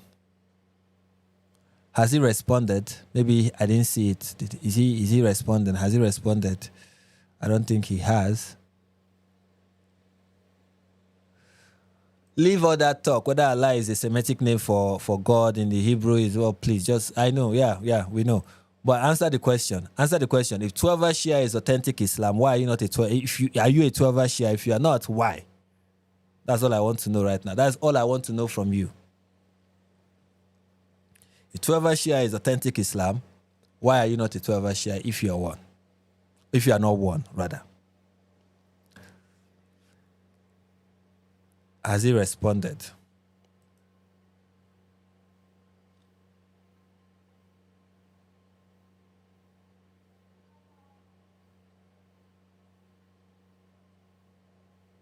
Has he responded? I'm waiting for that response. But, well, he's yet to tell us if he's a 12er Shia, and if he is not, why. But let's move on. So, this is a news article from the New York Post. Austin mass killer captured on video wearing property of Allah hoodie during rampage. A chilling newly released photo shows the Austin mass shooter, this person, with a rifle wearing a hoodie with hoodie sweatshirt that has written upon it property of Allah. This person, the shooter, who is 53, a former New York City resident, an immigrant from Senegal, opened fire in this place, killing 2 people and injuring 14 others. The eerie photo shows this person, mouth agape, wearing what appears to be a camouflage pants and holding a black gun at his right-hand side. So this is the picture of him. And you can see the hoodie he's wearing. On it is written property of Allah. So yeah, that is the news. Law enforcement sources said the bloodbath at the bustling nightclub spot was potentially an act of vengeance over the U.S. attack on Iran. Sources told the Post that this person was naturalized in 2013 and applied for asylum in 2016. Also, possibly was wearing an undershirt featuring the Iranian flag or other Iran-related imagery. So this is probably somebody who is sympathetic to Iran, probably a 12-hour Shia like Tawhid Islam. As Tawhid Islam responded? As he responded, he has not. Anyway, so this is the news, right? A mass shooting took place in Austin, Texas, and the person who carried out the attack is a refugee from Senegal. And this refugee from Senegal is a Muslim, was a former New Yorker, moved to Texas, and then it looks like he carried out the attack in response to U.S. attacking Iran, right? So that is the news. And here is a post about it on Twitter. Austin, Texas mass shooter, this person, on his hoodie is written property of Allah. So this is the face of the guy. And here he is in the hoodie with the camouflage trousers with the gun, looking very Islamic. And people, of course, are responding. What Islam offers: polygamy, rape, beheading, paganism, burning people alive, female genital mutilation, violence towards dog, hostage taking, slavery, honor killing, oppression of women, jihad, pedophilia, and all whatnot. So people are pointing out, oh, this, of course, is Islam 100%, right? But then you have someone like Sunni Face, and he said, and then he quotes a Quran verse, Quran 5 verse 30, whoever kills an innocent soul, it is as if he has killed all of mankind. And whoever saves one, it is as if he has saved all of mankind. Now let's look at the Quran verse, Quran 50 verse 32, that he just quoted, right? Let us read it in context. The Quran verse that Sunni Face have used to show that, of course, this person does not represent Islam. This person does not represent Islam because in Islam, whoever kills, an innocent life. Let me see what the nonsense how he wrote it. Whoever kills an innocent soul, it is as if he has killed all of mankind. And whoever saves one, it is as if he has saved all of mankind. Right? And now this is the Quran verse. Because of that, we decreed upon the children of Israel. So what is Allah saying? That this is a decree, not upon the Muslims, but a decree upon the children of Israel. So upon the Jews, essentially. That whoever kills a soul, unless for a soul or for corruption done in the land, it is as if he has slain mankind entirely. And whoever saves one, it is as if he has saved mankind entirely. And our messenger has certainly come to them with clear proof. Then indeed, many of them, even after that, throughout the land, we are transgressors. And I want to read what follows. So let me continue reading the rest of the verse. So when we go to verse 33, it says, indeed, the penalty for those who wage war against Allah and his messenger and strive upon earth to cause corruption is none but that they be killed or crucified, or that their hands and feet be cut off from opposite sides, or that they are exiled from the land. This is for them a disgrace in this world, and for them in the hereafter a great punishment. Do you recognize what is happening? After whoever killed one soul is as if he has killed all of mankind. The next verse is like, indeed, the penalty for those who wage war against Allah and his messenger and strive upon earth to cause corruption is none but that they be killed or crucified, or that their hand and feet be cut off from opposite sides, or that they be exiled from the land. For this is a disgrace for them in this world, and for them in the hereafter is a great punishment. And then, except those who return, repenting before you overcome, apprehend them, and know that Allah is forgiving and mercy. Of course, Allah is very forgiving and merciful. O you who have believed, fear Allah and seek the means that strive, whatever. So here we see that we have the Quran here, quoting the Talmud, quoting the Talmud and saying that is what Allah said to the Jews. He said to the Jews something that is not found in the Torah, something that is not found in the Tanakh, something that is found in the Talmud. So, of course, the rabbis in the Talmud are essentially Allah. So if you are wondering who is Allah, Allah is a rabbi. Allah is one of the Jewish rabbis that wrote the Talmud, if not all of them, essentially. And that is what Sunni Faith is quoting. Is quoting as proof that this guy is doing something un-Islamic. But he does not quote Surah 9 verse 5 that talks about striking the polytheists wherever you find them, lying in wait for them, ambushing them, fighting them, slaughtering them. Of course, he will not mention Quran 9 verse 29 that talks about fighting the people of the book, subjugating them until they are humbled and fully subjugated and they pay the jizya. Of course, he will not mention Surah 9 verse 72 that talks about, terrorizing and, striking terror in the hearts of the disbelievers. Of course, he will not mention the multiple verses of the Quran that talk about fighting non-Muslims simply because they are non-Muslims. He's not going to point all of those out. He's not going to tell you that according to Islam, an innocent soul does not include Jews and Christians. An innocent soul does not include polytheists.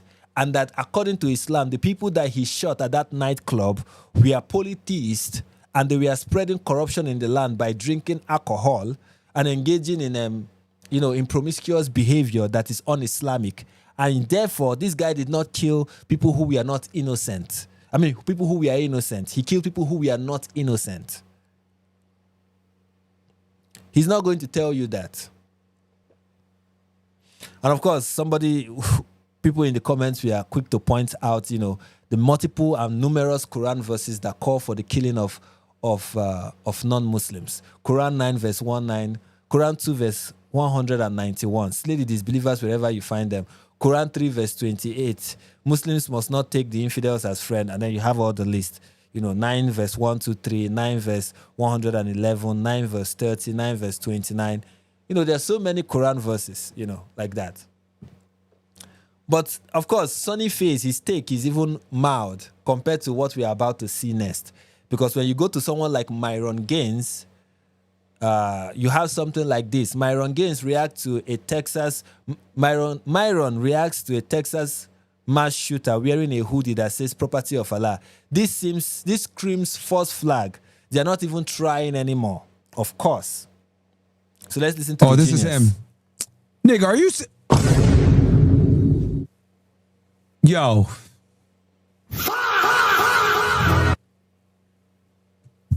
Yo, you gotta be kidding me, bro. This screams false flag, man. I really want to understand his logic. I really want to understand why he thinks that because this guy is wearing a hoodie that says property of Allah, that it screams false flag. What about it is a false flag? Is it the fact that he's from Senegal? Is it the fact that he's a Muslim? Is it the fact that he's proudly demonstrating that he's a slave of Allah who is carrying out the righteous judgment of Allah?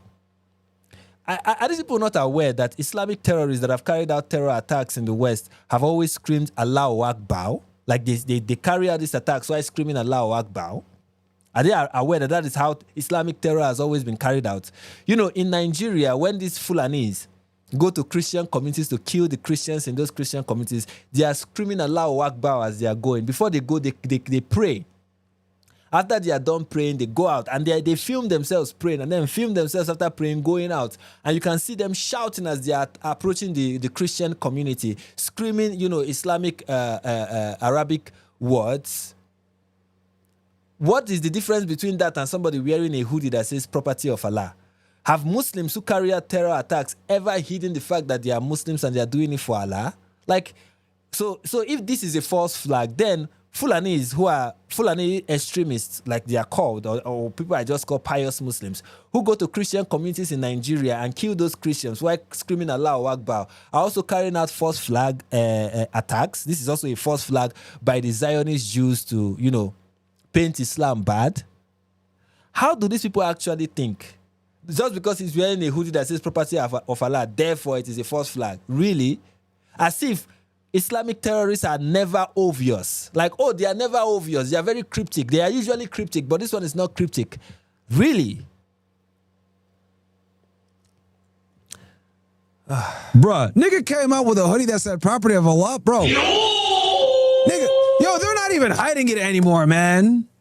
Like, what is going on? I don't understand it. They're Bro, not even like- hiding it anymore.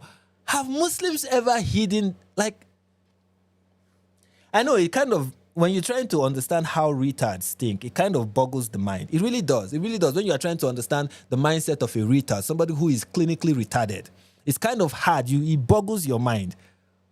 They're not trying to. When have any terror attack ever taken place in the world that Muslims were not so obvious about it? Like, when have we ever had a terror attack took place? It was carried out by Muslims, and those Muslims were not obvious about it. So does that mean every terror attack that has ever taken place in the West, all of it, all the terror attacks, whether it is taking place in the West, whether it's taking place in North Africa, whether it's taking place in West Africa, whether it's taking place in East Africa, whether it's taking place in Southern Africa, wherever it is taking place, even in the Middle East, all of it are all false flags. All of them. Is that what you are saying, Myron? I really want to understand your reasoning. Because if you're not familiar with Islamic terror activity, you tell us. Then we educate you. We tell you how they operate. Because this is standard for them. They don't hide it. What is going on? Oh man! All right, bro. All right, man. This whatever, nigga. This is. So because of that, he's going to, well, I don't want to call. The Bible say bless and don't curse. Bless and don't curse. But sometimes I feel tempted to say, may that false flag meet you. When you are coming out of your house, when you miss that false flag. I hope sometimes I feel tempted to say, may he find you. But it's all good. And then somebody say, I like you, Myron, but you are so in denial. And then another person say, this guy thinks everything is a false flag. And then somebody say, you sound N-words, will say anything to avoid responsibility. Trump can't get you N-words in a camp. Oh my goodness. Oh my goodness. And another person say, yes, the black man is clearly a Jew pretending he's of course, that is how it happens. Every person who has carried out any terror attack, the Fulanis in northern Nigeria carrying out terror, they are all secret Jews. All of them, secret Jews. Somebody says, jumping to false flag conclusion based on clothing or symbol is misleading and harmful. Investigations in Austin should focus on verified evidence and motive, not assumption about religion or attire. I don't even know what this person is trying to say.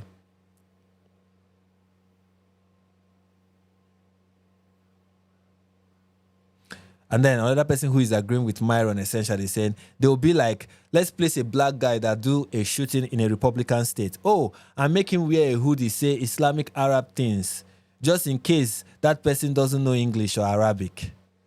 So the Zionists are the ones that made, they somehow magically we are able to make a black person put on a hoodie that says property of Allah and carry a gun and shoot at people in a nightclub.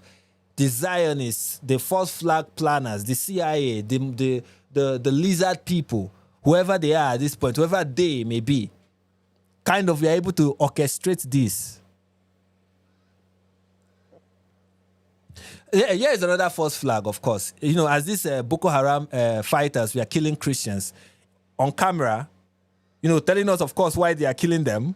This is, of course, a false flag. Boko Haram are actually the Mossad. The Mossad is actually Boko Haram. Boko Haram is the Mossad.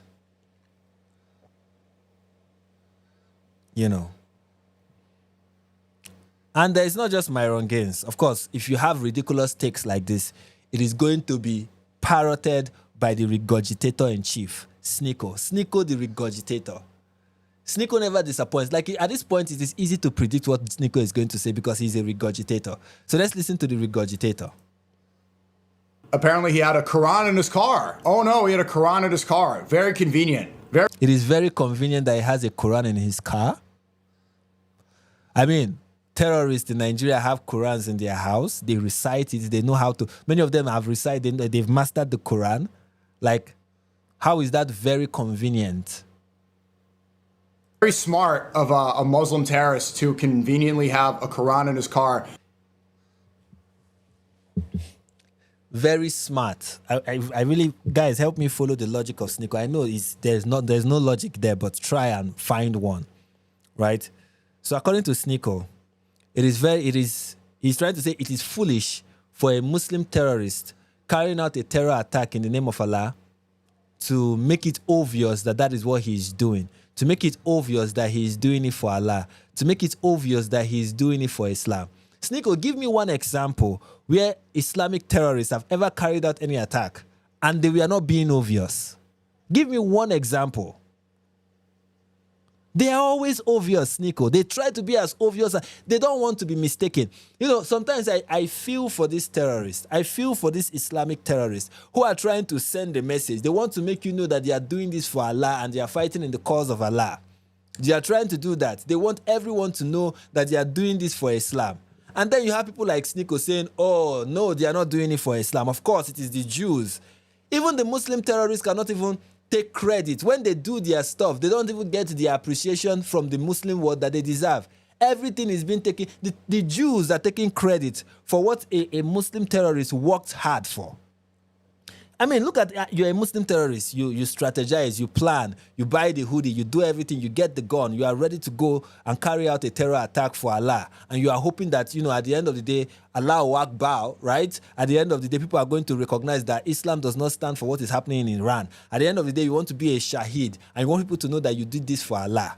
And then you went out, after planning all of this, you go out, you carry out these attacks, and then people hear about it, and then all your effort is being accredited to a bunch of Jews that you even hate. I mean, life is hard for an Islamic terrorist. Life is really hard for these people. All your hard work gets stolen by the Jews. Now I understand why the Muslims hate the Jews, because they always take credit for every wonderful thing that Muslims do that has been commanded them by the Quran.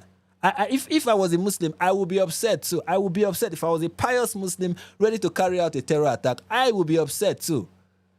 Terrorists attack Jews on October 7.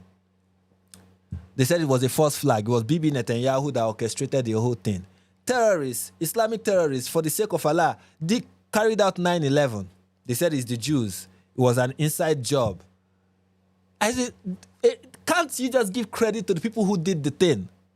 Give them credit. They work hard for this. It's not fair. For goodness sake, it's not fair. These people work hard for this thing. Give them credit. But no, it is the Jews.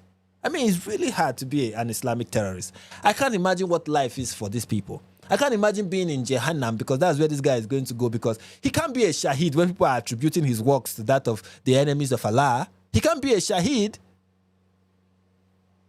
All of this to make it to Jannah, and then you go to Jahannam because your fellow Muslims think it is the Jews. My goodness.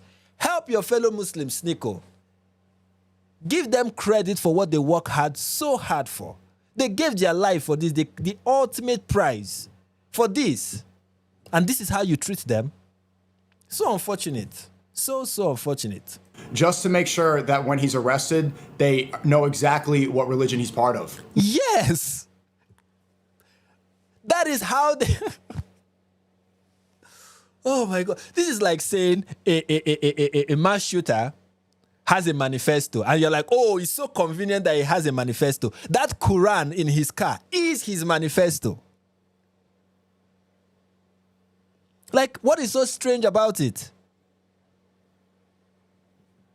Not only that, he has a shirt that says property of Allah. Yes, to remove every doubt.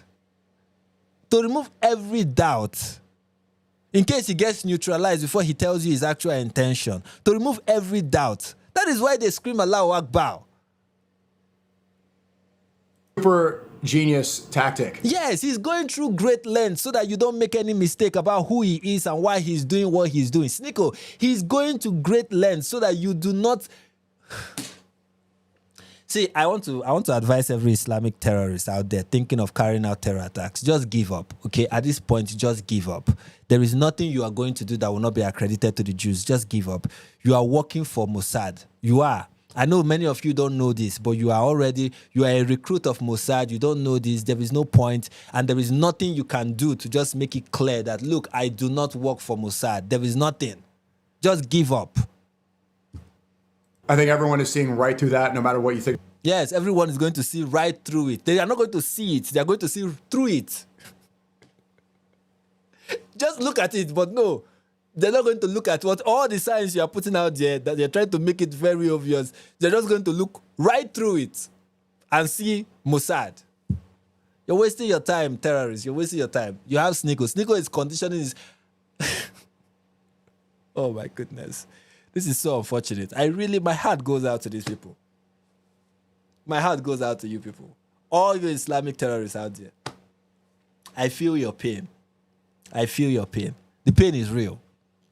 About Muslims or Islam, that one's so most obvious, but they're getting really lazy with the false flag attacks. I think they got really cocky, allegedly, in my opinion.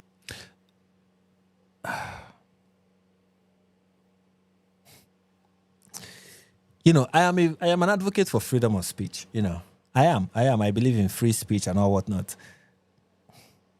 But these people that talk about false flag all the time, they really need to get the Alex Jones treatment. They really do.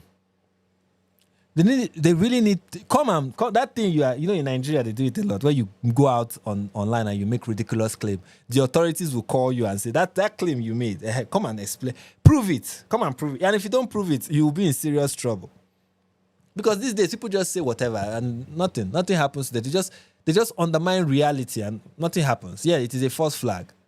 Because come to Nigeria then and see all the false flags that are taking place. Yeah, Bonny Beach is a good example of the terrible false flag attack. Yes, even that is, everything is a false flag. Everything. As a Muslim, you work so hard, and this is what you get. So just give up, okay? If you're a radical Islamist out there thinking of carrying out terror attacks in the name of Allah, just give up, okay? You're wasting your time to not work. Just give up. Give up already. There is no point. Because Sneako right here, the Sheikh Sneako, the regurgitator in chief, is going to take all your hard work and give it to the Jews. So unfortunate. All right, guys, that's the last thing I want to talk about. I'm happy that all of you hung out with me this long. I mean, it was a fun live stream, don't you think? Thank you, everyone. Before you leave, smash the like button. And as John has pointed out, please, I said this at the beginning and I'm going to say it right now again. Please, I mentioned that the reason why I have my face is shining. Look how I'm looking very fair. Anyway, the reason why I have the Buy Me a Coffee here, where is it? Is it okay here? Is because I really need you guys to support me by going to Buy Me a Coffee. I explained at the beginning of the stream that I really appreciate all of you who show your support. You guys show huge support for my channel that is overwhelming. And I can't thank every one of you enough. I really cannot. You guys are the best of the best. Okay, you guys show up. You show up for live streams. You like, you share, you comment. You keep the whole live stream fun and interactive. I can't really thank you guys enough. Like, I really cannot, right? And I also appreciate all of you for those who put their money where my mouth is. Like, you people really financially support the channel, and that is amazing. That is great. One of the ways that you people support is by, buying YouTube membership for my channel and sending super chats, and all of that is great. 100%. I am grateful. But I pointed out early in the live stream that most of the monies you send, when you send super chats, despite how big it is, I get barely up to 30 to 40% of the money. Most of the money go to YouTube. YouTube take most of it. It's really unfortunate, but it's the reality. That is the truth. That is 100% the truth. And I really want to entreat you guys. If you really want to support this channel in a way that most of the cents, the dollar, the rand, the euro, the pounds that you give, the rupees, the shekels that you give, actually most of it get to reach me, the creator or the channel that you are trying to support.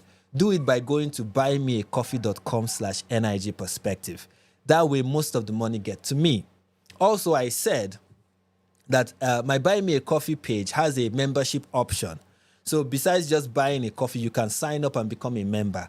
And there are going to be benefits that accrue to members, right? I'm going to every week do a live stream where I go through 10 questions that you ask when you buy the coffee, you ask that question. So if you want to ask a question and you want me to address them in the live stream that is exclusively for members that are in my Buy Me a Coffee membership, not YouTube membership now, Buy Me a Coffee membership. if you want to get the free, like, it's not a live stream, it's more like pre-recorded, but it's an answer to questions that people may have for me, 10 of them every week. I answer them, whether it is about issues, whether it's about me personally, or something you want to get my opinion on. I will have that ready. Someone is saying that I should get Patreon. Okay, you know what? To give everybody options, I may. But right now, what I have is Buy Me a Coffee. And I want you guys to go there. Get the membership, become a member in the Buy Me a Coffee or my Buy Me a Coffee page. And you have access to this weekly recordings where I answer 10 questions, right? You're going to have access to it.